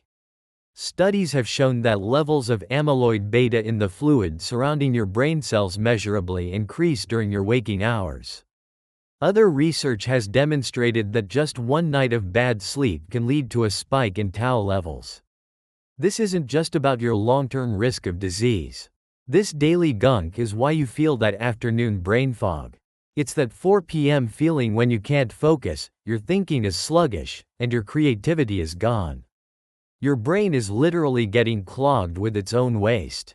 The signals aren't as clean. You're feeling, in real time, the effects of a brain that desperately needs to take out the trash. Here's the core of the problem. Your brain can't be in high performance, awake mode and deep cleaning mode at the same time. It has to choose. During the day, all resources go to being alert and processing the world. The cleaning crew is on standby, waiting for the city to shut down for the night. The longer you stay awake, the higher the garbage piles up. The agitation, the brain's astonishing, off-hours secret. So, if our brains are making this junk every second we're awake, how are we not all overwhelmed in a matter of years? The answer is one of the most elegant systems in the entire human body: the glymphatic system. It's a relatively new discovery, and it acts like the brain's dedicated waste clearance pathway. The name itself is a mashup of glia, the brain's support cells, and lymphatic. Here's how this amazing system works. Your brain is floating in a clear liquid called cerebrospinal fluid, or CSF. The glymphatic system uses the channels around your blood vessels to pump this fresh CSF deep into your brain tissue. This whole process is managed by star-shaped glial cells called astrocytes. They have tiny water channels that act like microscopic floodgates, controlling the flow of CSF into the spaces between your neurons. Once it's in, the fresh CSF mixes with the fluid that's already there and washes through the brain, collecting all the waste products that have built up: the amyloid beta, the excess tau, and all the other junk. This now dirty fluid is then flushed out into drainage channels that carry the waste away to be processed by your liver. It is, quite literally, a power wash for your brain. But here's the crazy part. This entire cleaning system is almost completely shut down while you are awake. Research shows that glymphatic flow is dramatically reduced during wakefulness. Why? It all comes down to a chemical called norepinephrine. Norepinephrine is key for alertness and focus. It keeps you sharp. But it also has a side effect. It keeps your brain cells slightly swollen, which shrinks the space between them. There just isn't enough room for the cleaning fluid to flow through effectively. The streets of the brain city are too crowded for the garbage trucks. But when you fall into deep sleep, your norepinephrine levels plummet. That's the signal. As it fades, your brain cells actually shrink. Based on foundational animal research, this event causes the space between the cells to expand by as much as 60%. Suddenly, the floodgates are open. The narrow alleys become wide-open boulevards. This allows the CSF to surge through the brain, doing its deep cleaning work with maximum efficiency. The brain has to go offline to clean itself. It cannot do both at once. And that's the rub. Every night you don't get enough deep sleep, you are actively preventing this detox from happening. You're forcing your brain to sit in its own accumulating filth. The toxins that should have been flushed out remain, laying the groundwork for future problems. The most important janitor in your body only works the night shift, and if you keep the lights on all night, the cleaning never gets done. The solution: the rhythmic power of slow-wave sleep. We've laid out the problem, toxic buildup, and revealed that the brain's cleaning crew is off duty during the day. The solution, then, isn't just sleep. It's a very specific, very powerful type of sleep: deep sleep, also known as slow-wave sleep. Sleep isn't just one long state of unconsciousness. You cycle through different stages all night long. While REM sleep is famous for dreaming, it's the profound depths of slow-wave sleep that are the golden ticket for turning on the glymphatic system. It's called slow-wave sleep because, during this stage, your brain's electrical activity becomes incredibly synchronized. Billions of neurons start firing together in a slow, powerful rhythm, creating large brainwaves called delta waves. Imagine a huge stadium crowd standing up and sitting down together in a perfect, rolling wave. That's what your neurons are doing. And this rhythmic activity is the engine that drives the brain's cleaning system. Recent human studies have shown something amazing. These slow electrical waves are perfectly coupled with a pulsing of blood and cerebrospinal fluid. Here's the dance. As the wave of neuronal activity quiets down, there's less need for blood in that area, so blood vessels gently constrict. This, in turn, helps push the cleaning fluid, the CSF, deep into the brain tissue. Then, as the neurons fire up again, the vessels open up, and the now waste-filled fluid gets pushed out towards the drainage channels. It's a beautiful, synchronized performance of electricity and plumbing. The slow waves of your deep sleep are literally pulsing the cleaning fluid through your brain. The deeper your slow-wave sleep, the more powerful these cleansing pulses become. But this system is fragile. Anything that wakes you up or pulls you out of that deep sleep, noise, stress, alcohol, or a disorder like sleep apnea, slams the brakes on the whole process. Even if you're in bed for 8 hours, if that sleep is light and choppy, you're missing out on the most important phase of brain maintenance. You're leaving the power wash unfinished night after night. So, the ultimate solution is to not just get more sleep, but to get more high-quality, uninterrupted, deep slow-wave sleep. The how-to, the 10 commandments for activating your brain's detox. Alright, understanding the science is the what. Now for the how. Knowing about your brain's cleaning system is one thing. Knowing how to switch it on is everything. The goal is to get as much deep, slow-wave sleep as possible. Here are 10 evidence-based ways you can do that, starting tonight. ***1. The first commandment. Thou shalt honor the sun. Your internal 24-hour clock, your circadian rhythm, is set by light. To get powerful sleep at night, you need a powerful, wake-up signal in the morning. The best signal is natural sunlight. Make it a non-negotiable habit to get 15 to 30 minutes of sunlight within the first hour of waking. Go outside. This morning light hits your eyes and tells your brain to shut down melatonin production and start the clock for the day. A strong daytime signal creates the conditions for a strong nighttime signal. ***2. The second commandment. Thou shalt banish the blue light. ***. Just as you need bright light in the morning, You need to avoid it at night, especially the blue light from phones, laptops, and TV screens. Blue light tricks your brain into thinking it's still daytime and suppresses melatonin, the hormone that tells your body it's time to sleep. Set a digital curfew at least 90 minutes before bed. If you must use a screen, use a blue light filter.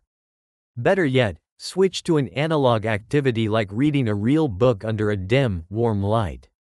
Asterisk 3. The third commandment. Thou shalt keep it cool. Asterisk. Your body temperature needs to drop by a couple of degrees to fall asleep and stay asleep. You can help this along by keeping your bedroom cool, ideally between 60 to 67 degrees Fahrenheit, 15 to 19 Celsius. You can also use a simple trick. Take a hot bath or shower about 90 minutes before bed. It seems backward, but the hot water brings blood to your skin. When you get out, the rapid cooling of your body mimics the natural temperature drop that signals sleep, helping you get to deep sleep faster. Asterisk 4. The fourth commandment. Thou shalt embrace consistency. Asterisk. Your body loves a routine. Going to bed and waking up at the same time every single day, yes, even on weekends, is one of the most powerful things you can do for your sleep. An erratic schedule confuses your internal clock. A consistent wake-up time is especially key, as it helps build predictable sleep pressure throughout the day, so you're actually tired at bedtime. Asterisk 5. The fifth commandment. Thou shalt be wise with consumables. Asterisk caffeine. Asterisk caffeine blocks the chemicals that make you feel sleepy. It also has a really long half-life. That coffee you had at 3 p.m. could still be messing with your deep sleep at 11 p.m. A good rule of thumb? No caffeine after noon. Asterisk alcohol. Asterisk many people think a drink helps them sleep. That's a huge misconception. While alcohol might make you feel drowsy and fall asleep faster, it wrecks your sleep later in the night. Your body's rebound from the alcohol fragments your sleep and dramatically suppresses deep sleep. Asterisk heavy meals. Asterisk eating a big meal too close to bed raises your body temperature and can cause indigestion, both of which are enemies of deep sleep. Try to finish your last big meal at least 3 hours before you turn in. Asterisk 6. The sixth commandment. Thou shalt move thy body, but not too late. Asterisk.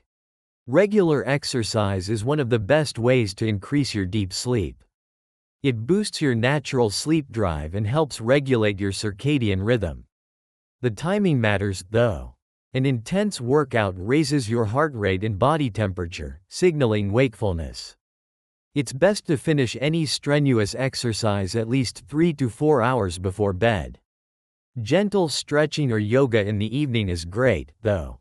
Asterisk 7. The seventh commandment. Thou shalt sleep on thy side. Asterisk. This is a simple one. Animal studies suggest that the glymphatic system works most efficiently when sleeping on your side, compared to your back or stomach. While human studies are still ongoing to confirm this, it makes sense, as sleeping on our side is the most common posture. If you're a back or stomach sleeper, it's worth trying to train yourself to sleep on your side. Asterisk 8. The eighth commandment. Thou shalt create a wind-down sanctuary. Asterisk. You can't go from 100 miles per hour to 0 instantly. You need a buffer zone, a wind-down ritual for 30 to 60 minutes before bed.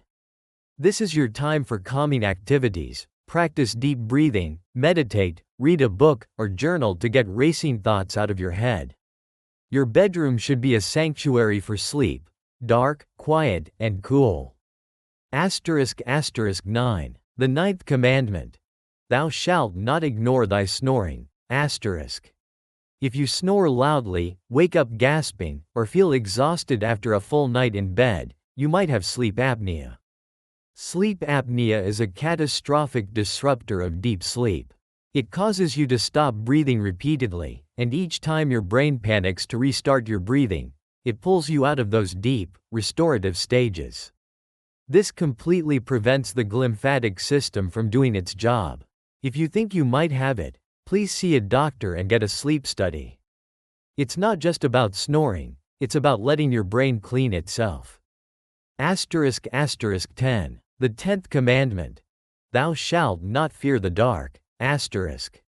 Your brain is designed to sleep in total darkness. Even tiny amounts of light can filter through your eyelids and suppress melatonin, leading to lighter sleep.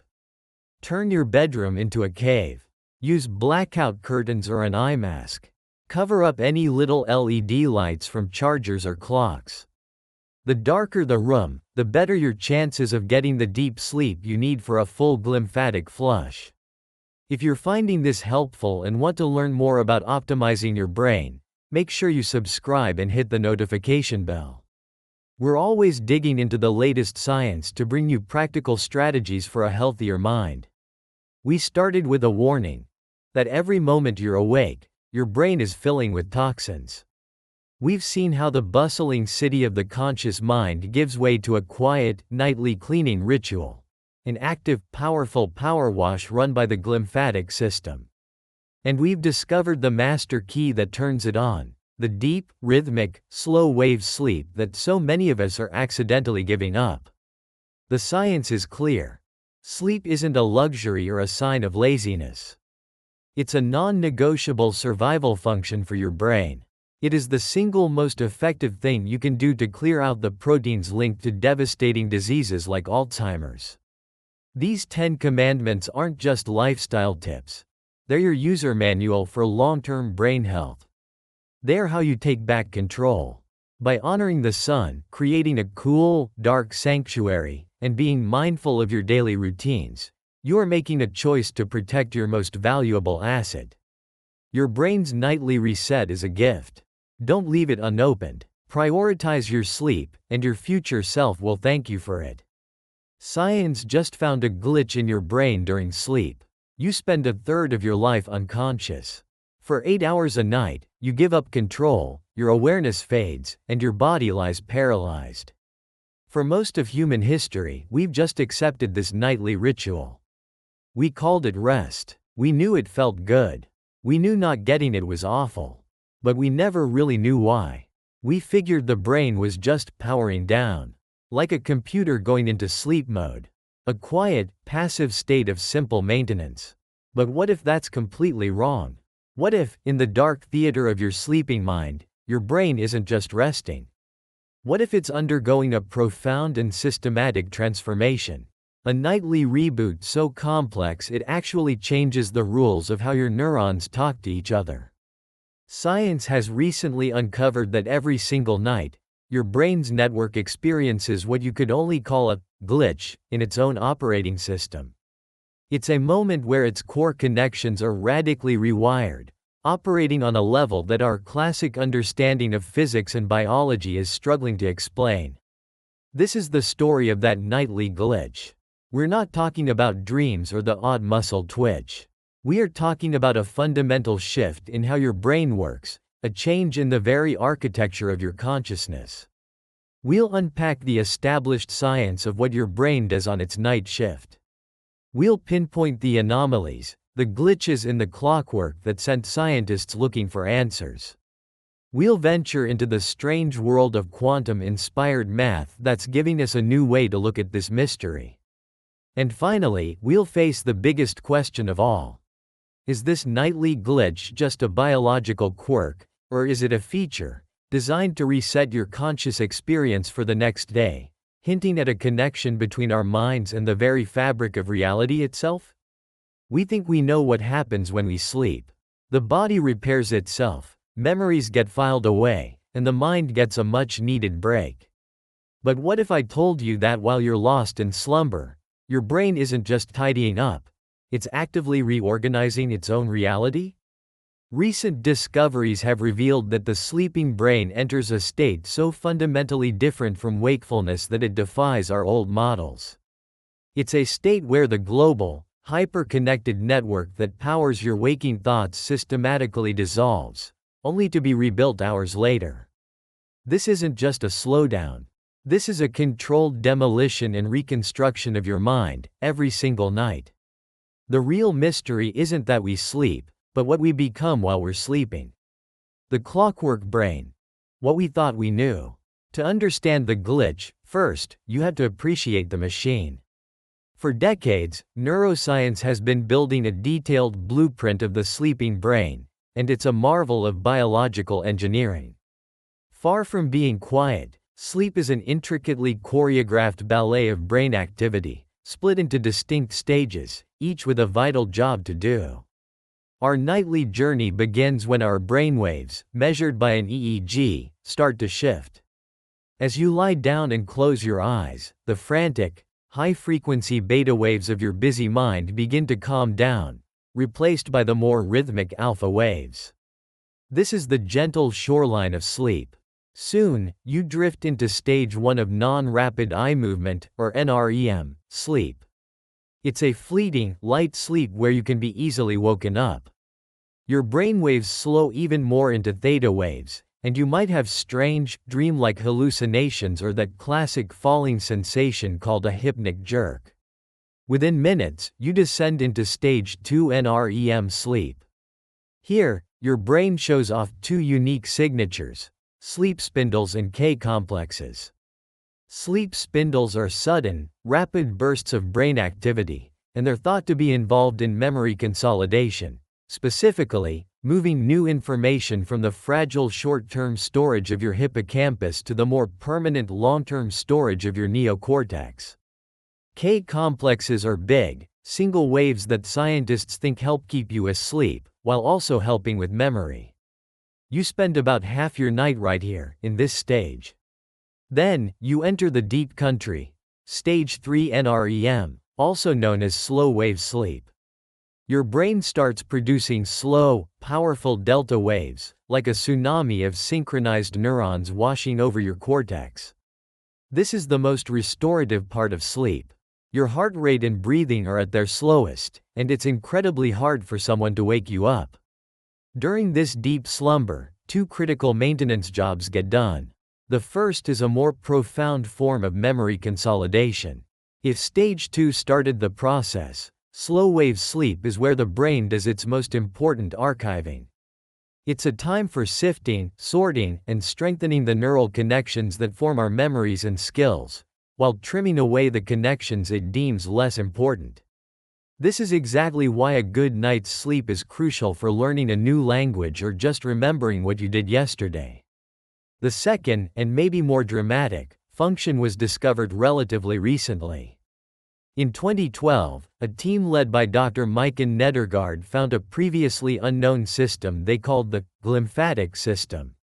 The name is a nod to its similarity to the body's lymphatic system, which clears waste, and its reliance on the brain's glial cells. They found that during deep slow-wave sleep, the brain's glial cells actually shrink, increasing the space between neurons by a stunning 60%.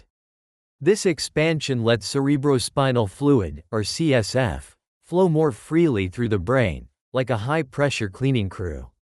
This nightly power wash isn't just for general tidiness. The glymphatic system actively flushes out toxins that build up during the day. Among the most critical of these are proteins called amyloid beta and tau. And that should ring an alarm bell. The clumping of amyloid beta and tau proteins is the hallmark of Alzheimer's disease. This discovery offered a direct answer to an old question. Why is poor sleep so strongly linked to a higher risk of dementia? It seems that without enough deep sleep, the brain can't perform this essential cleaning, letting toxic proteins build up over years and eventually cause catastrophic damage.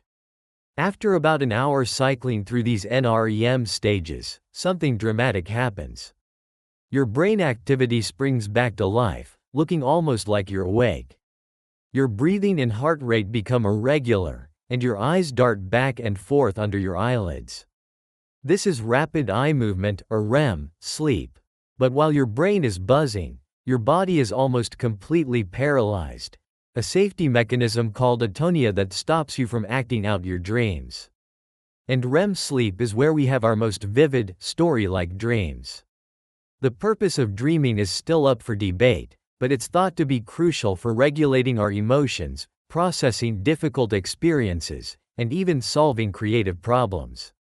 This whole cycle, from light sleep to deep sleep and into REM, lasts about 90 minutes and repeats several times a night.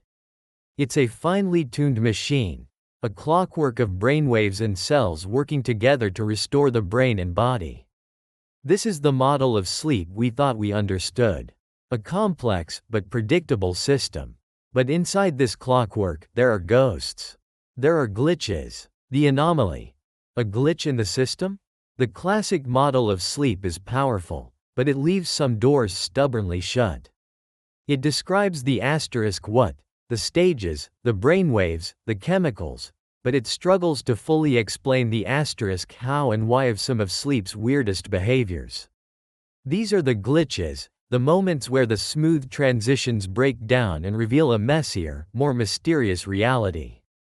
Think about falling asleep and waking up. For us, it feels like a smooth fade out and fade in, but for your brain, it's more like a complex handover of power. Deep in the hypothalamus is a cluster of neurons known as the VLPO, often called the brain's sleep switch. When it's active, it releases chemicals that dampen the arousal centers in your brain, letting sleep take over. To wake up, arousal systems release other chemicals that inhibit the VLPO, flipping the switch back to wake. It sounds simple, but this on-off switch doesn't explain the strange, in-between states that millions of people experience. These are called parasomnias, and they're essentially glitches in the sleep-wake transition. They happen when the brain fails to make a clean shift, leaving a person caught in a bizarre twilight zone, partly awake and partly asleep. The most common is sleep talking, or somniloquy. It's incredibly common, with studies suggesting about half of young children and around 5% of adults talk in their sleep. It can be anything from mumbling to full, coherent conversations. Sleep talking is a perfect example of a state transition glitch. It happens during brief arousals from Non-REM sleep, where the parts of your brain that control your vocal cords wake up, but the parts responsible for rational thought stay offline. Your mouth is awake, but your mind isn't. A more dramatic glitch is sleepwalking, or somnambulism. This also happens during an incomplete arousal from deep sleep. The motor cortex, which controls movement, becomes active enough for a person to get up and perform complex actions, opening doors, making food, yet the frontal lobes, responsible for judgment and awareness, are still sound asleep. This is why sleepwalkers have no memory of their adventures and can put themselves in real danger. The body is awake, but the conscious self is absent. Then there are the glitches of REM sleep. Normally, our muscles are paralyzed during REM to stop us from acting out our dreams. But in REM sleep behavior disorder, RBD, that paralysis fails. People with RBD physically enact their dreams, which are often frightening, causing them to thrash, punch, and even jump out of bed. What's fascinating and scary is that RBD can be an early warning sign for serious neurodegenerative diseases like Parkinson's, sometimes appearing more than a decade before a diagnosis. This suggests the glitch isn't a random error, but a symptom of a deeper failure in the brain's control systems. Even waking up can glitch. Sleep paralysis is a terrifying experience where your mind wakes up, but your body is still stuck in the paralyzed state of REM sleep. For seconds or minutes, you're fully conscious but can't move or speak. This is often paired with intense fear and hallucinations, as the dream state bleeds into waking life. These glitches show that sleep and wakefulness aren't solid, all-or-nothing states. It seems the brain is more like a collection of different modules that can fall asleep and wake up independently. You can have a sleeping mind in a walking body, or a waking mind in a sleeping body. This idea of local sleep has been gaining ground. Studies on sleep-deprived people show that even while they're technically awake, small clusters of neurons can briefly go offline, entering a sleep-like state. These microsleeps are what cause the lapses in attention and brain fog we feel when we're exhausted. Your brain isn't waiting for you to go to bed, it's forcing parts of itself to take tiny naps. These glitches reveal that the smooth, predictable clockwork of sleep is an illusion. The real system is a complex network where different parts can exist in different states at the same time. This brings up a much deeper question. If the brain's network can fragment so easily, how does it stay so coherent when we're awake? And what's really going on during that massive reorganization it undergoes every night? The answer, it turns out, may not be found in classic biology, but in a field of math inspired by the weirdest science of all: quantum mechanics. A new lens, the quantum-inspired toolkit. The classical model of sleep gives us a good map of the territory. But to understand the deep mechanics of how the brain's entire network reorganizes, scientists needed new tools. They found them in a surprising place: the mathematical framework of quantum physics. Now, let's be very clear. This does not mean scientists have proven the brain is a quantum computer. Instead, researchers realized that the equations used to describe the wave-like behavior of quantum particles were exceptionally good at describing how activity spreads across the brain's network. They developed a method called complex harmonics decomposition, or CHARM. Think of it as a new kind of MRI for brain dynamics. While a standard fMRI shows where activity is happening, CHARM shows how that activity flows and influences other regions, even those far away. It analyzes brain activity not as isolated sparks, but as a series of overlapping waves, much like the wave functions in quantum mechanics. Using this powerful new lens, researchers analyzed fMRI data from over 1,000 brains, comparing their network dynamics during wakefulness and deep sleep. What they found was a stunning confirmation of a concept from physics known as criticality. In physics, a critical state is a system poised right on the edge of order and chaos. Imagine building a sand pile. As you add grains of sand, it grows. For a while, it's stable and orderly.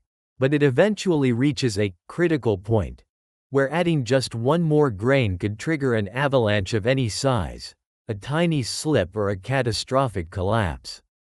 A system at criticality is perfectly optimized for complexity and transmitting information.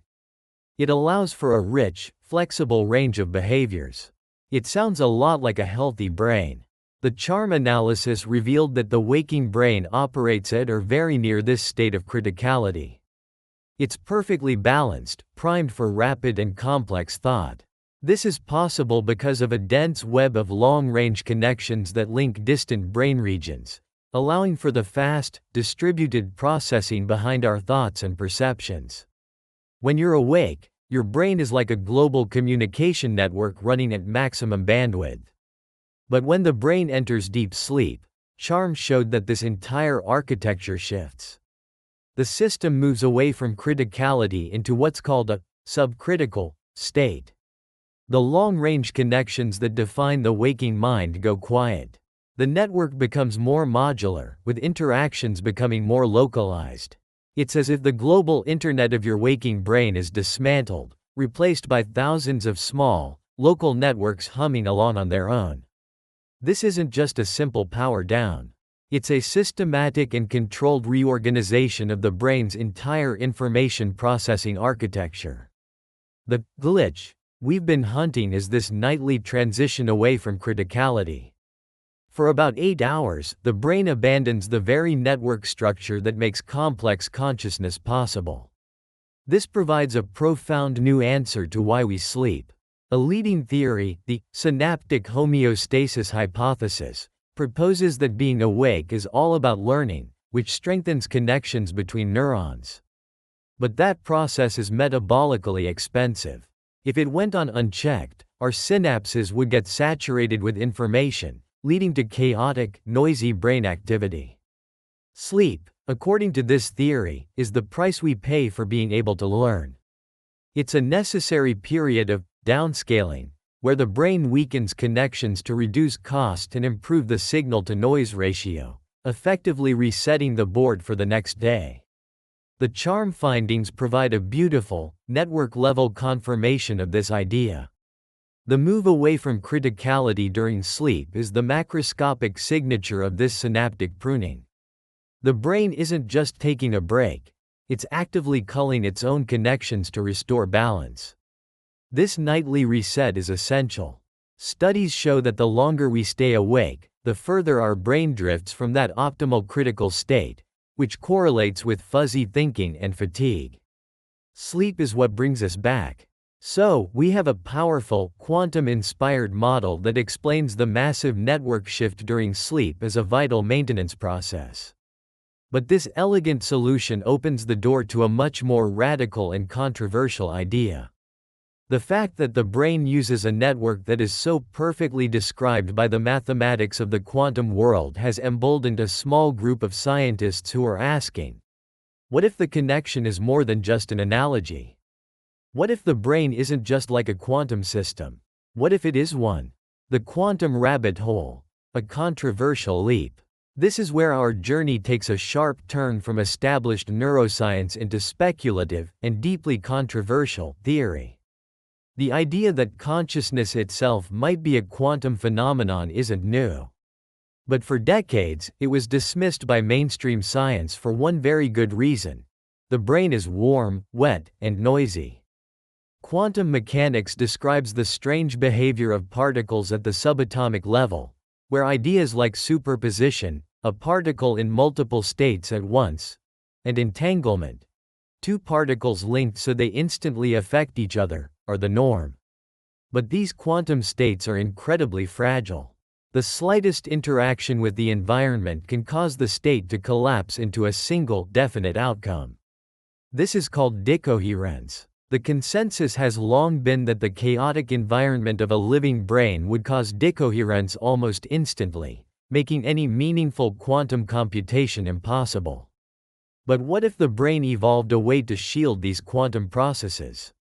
This is the central claim of one of the most famous and disputed theories of consciousness, orchestrated objective reduction, or OR, proposed in the 1990s by physicist Sir Roger Penrose and anesthesiologist Stuart Hameroff. OR theory suggests that consciousness doesn't come from neurons firing, but from quantum computations happening inside microscopic structures within our neurons called microtubules. These are tiny, hollow cylinders that form the cell's cytoskeleton.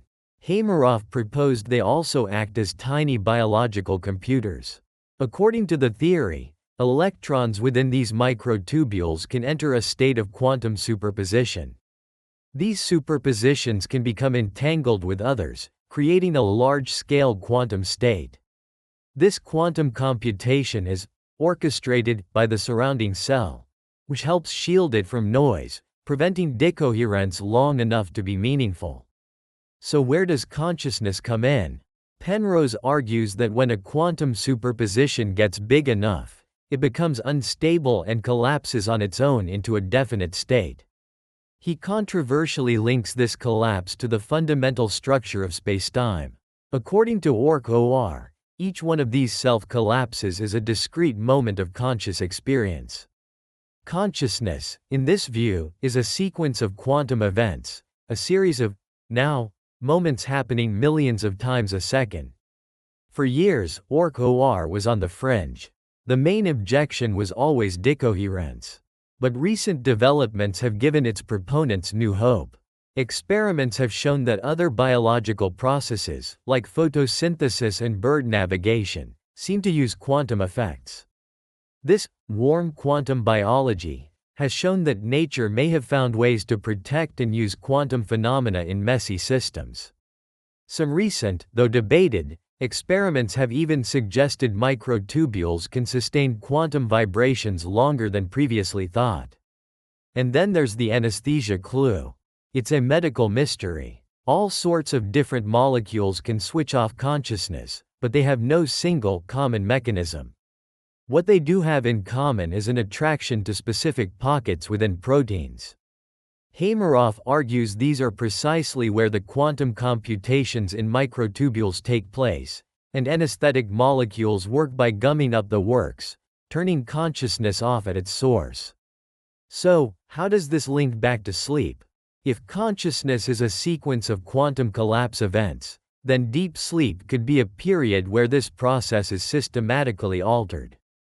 The subcritical state of the sleeping brain might be an environment where the large-scale quantum coherence needed for waking consciousness can't be sustained. The glitch, in this radical view, is the brain transitioning from a quantum coherent state, wakefulness, to a classical, decoherent state, deep sleep. It has to be said, this is a highly speculative and unproven hypothesis. There is still no definitive evidence that this is happening. Mainstream neuroscience still works on the assumption that consciousness emerges from the classical, computational activity of neurons. But the quantum perspective offers a tantalizing, if unproven, alternative that tries to unite the mysteries of the brain with the mysteries of physics. The real revolution. What the glitch truly reveals. Venturing down the quantum rabbit hole is fascinating, but for now, it's speculative science.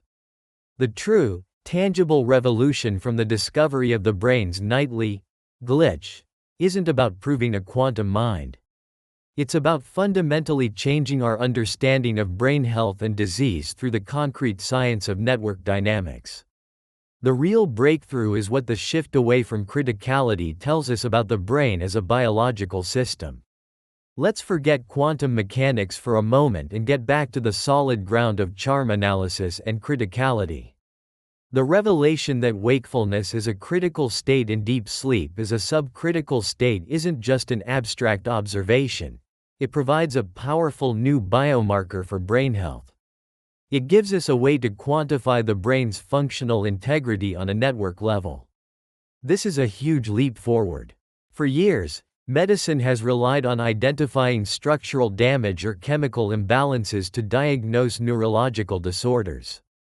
But what if we could detect when the brain's operating system asterisk starts to fail, long before the hardware shows visible damage? This is the promise of network neuroscience. Think about diseases like Alzheimer's. We know it involves the buildup of amyloid and tau proteins and that a failure of the glymphatic clearance system during sleep plays a major role. How does this show up on the network level? It's likely that the progressive cell death slowly degrades the brain's ability to maintain a healthy critical state when awake and to perform the restorative shift during sleep. The brain's network becomes rigid and less efficient. Using tools like charm, it may become possible to detect these subtle deviations from healthy network dynamics years before cognitive symptoms appear. A person's deviation from criticality score could become a routine part of a neurological checkup, an early warning light that the brain's maintenance cycles are failing. This could provide a crucial window for interventions, like lifestyle changes to improve sleep, before irreversible damage is done. The same idea applies to a host of other conditions. In depression, the brain may get stuck in certain network patterns, leading to negative thought loops. Perhaps the nightly reset isn't efficient enough to break those configurations. Schizophrenia could be seen as a problem of a network that's too chaotic, a supercritical state, where information flows too freely and without constraint. The glitch, then, our newfound ability to see and quantify this nightly network reorganization, isn't a sign of a flaw in the brain, but a flaw in our old models. It reveals the brain as a profoundly dynamic system. The nightly transition out of criticality isn't a bug, it is the master feature of a system designed for lifelong learning. It's the process that ensures the hardware remains optimized for the software it needs to run. This also reshapes our understanding of sleep itself. We can now see sleep deprivation not just as feeling tired, but as a direct assault on the brain's ability to self-regulate. When you miss sleep, you're preventing your brain from running its most critical maintenance. You are forcing it to stay in a highly expensive state, all while accumulating damage and toxic waste. The brain fog and poor judgment of sleep deprivation are the direct result of a network operating far from its optimal point. In the future, therapies might not be about flooding the brain with drugs, but about gently nudging its network dynamics back into a healthy rhythm. Non-invasive brain stimulation, maybe delivered through a sleeping cap, could be designed to enhance the slow waves of deep sleep, promoting a more robust restorative shift and boosting the cleaning crew of the glymphatic system. This is no longer science fiction. Research teams are actively developing these technologies. The discovery of the nightly glitch has built a bridge between the microscopic world of synapses and the macroscopic world of our thoughts. It's given us a new language to describe how the brain functions and dysfunctions. And while the idea of a quantum explanation is alluring, the immediate, practical revolution is happening right here, in the biological world. The greatest mystery of sleep may not be that it connects us to the cosmos, but that it holds the key to keeping our own minds in working order. We started with a single, startling idea. Science found a glitch in your brain during sleep. We've journeyed from the clockwork of sleep stages to the strange world of parasomnias. We saw how new tools, inspired by quantum math, have revealed a profound nightly reorganization of our brain's network. A shift away from the critical state of wakefulness into a restorative, subcritical state. We even took a detour into the controversial hypothesis that this shift might be happening at the quantum level, the very source of consciousness itself. But what we've ultimately found is that the glitch isn't an error. It's the signature of a deeply intelligent system running its most essential program. The nightly dissolution and rebuilding of our brain's network is the price we pay for a mind that can learn, adapt, and create. It's the biological process that allows for the psychological reality of a fresh start each morning. Whether the brain is a classical computer or a quantum orchestra, one thing is now clear: sleep is not empty time. It is the hidden half of our conscious life, a period of profound transformation that makes the waking half possible. We are still just beginning to decipher the complex language of our own minds. But with each new discovery, the darkness of the sleeping brain gets a little brighter, revealing a system more intricate and elegant than we ever imagined. So tonight, as you close your eyes, remember the journey your brain is about to take. It isn't powering down, it is rebooting, it is cleaning house, it is systematically disconnecting its global network to preserve its own future. It is preparing itself, at the most fundamental level, for the person you will be when you wake up. And you have to wonder, what else are our brains doing, when we're not there to watch? If this journey into the mysteries of the mind intrigued you, make sure to subscribe. We are constantly exploring the edges of scientific understanding, from the depths of the brain to the furthest reaches of space. Join us as we continue to ask the biggest questions there are.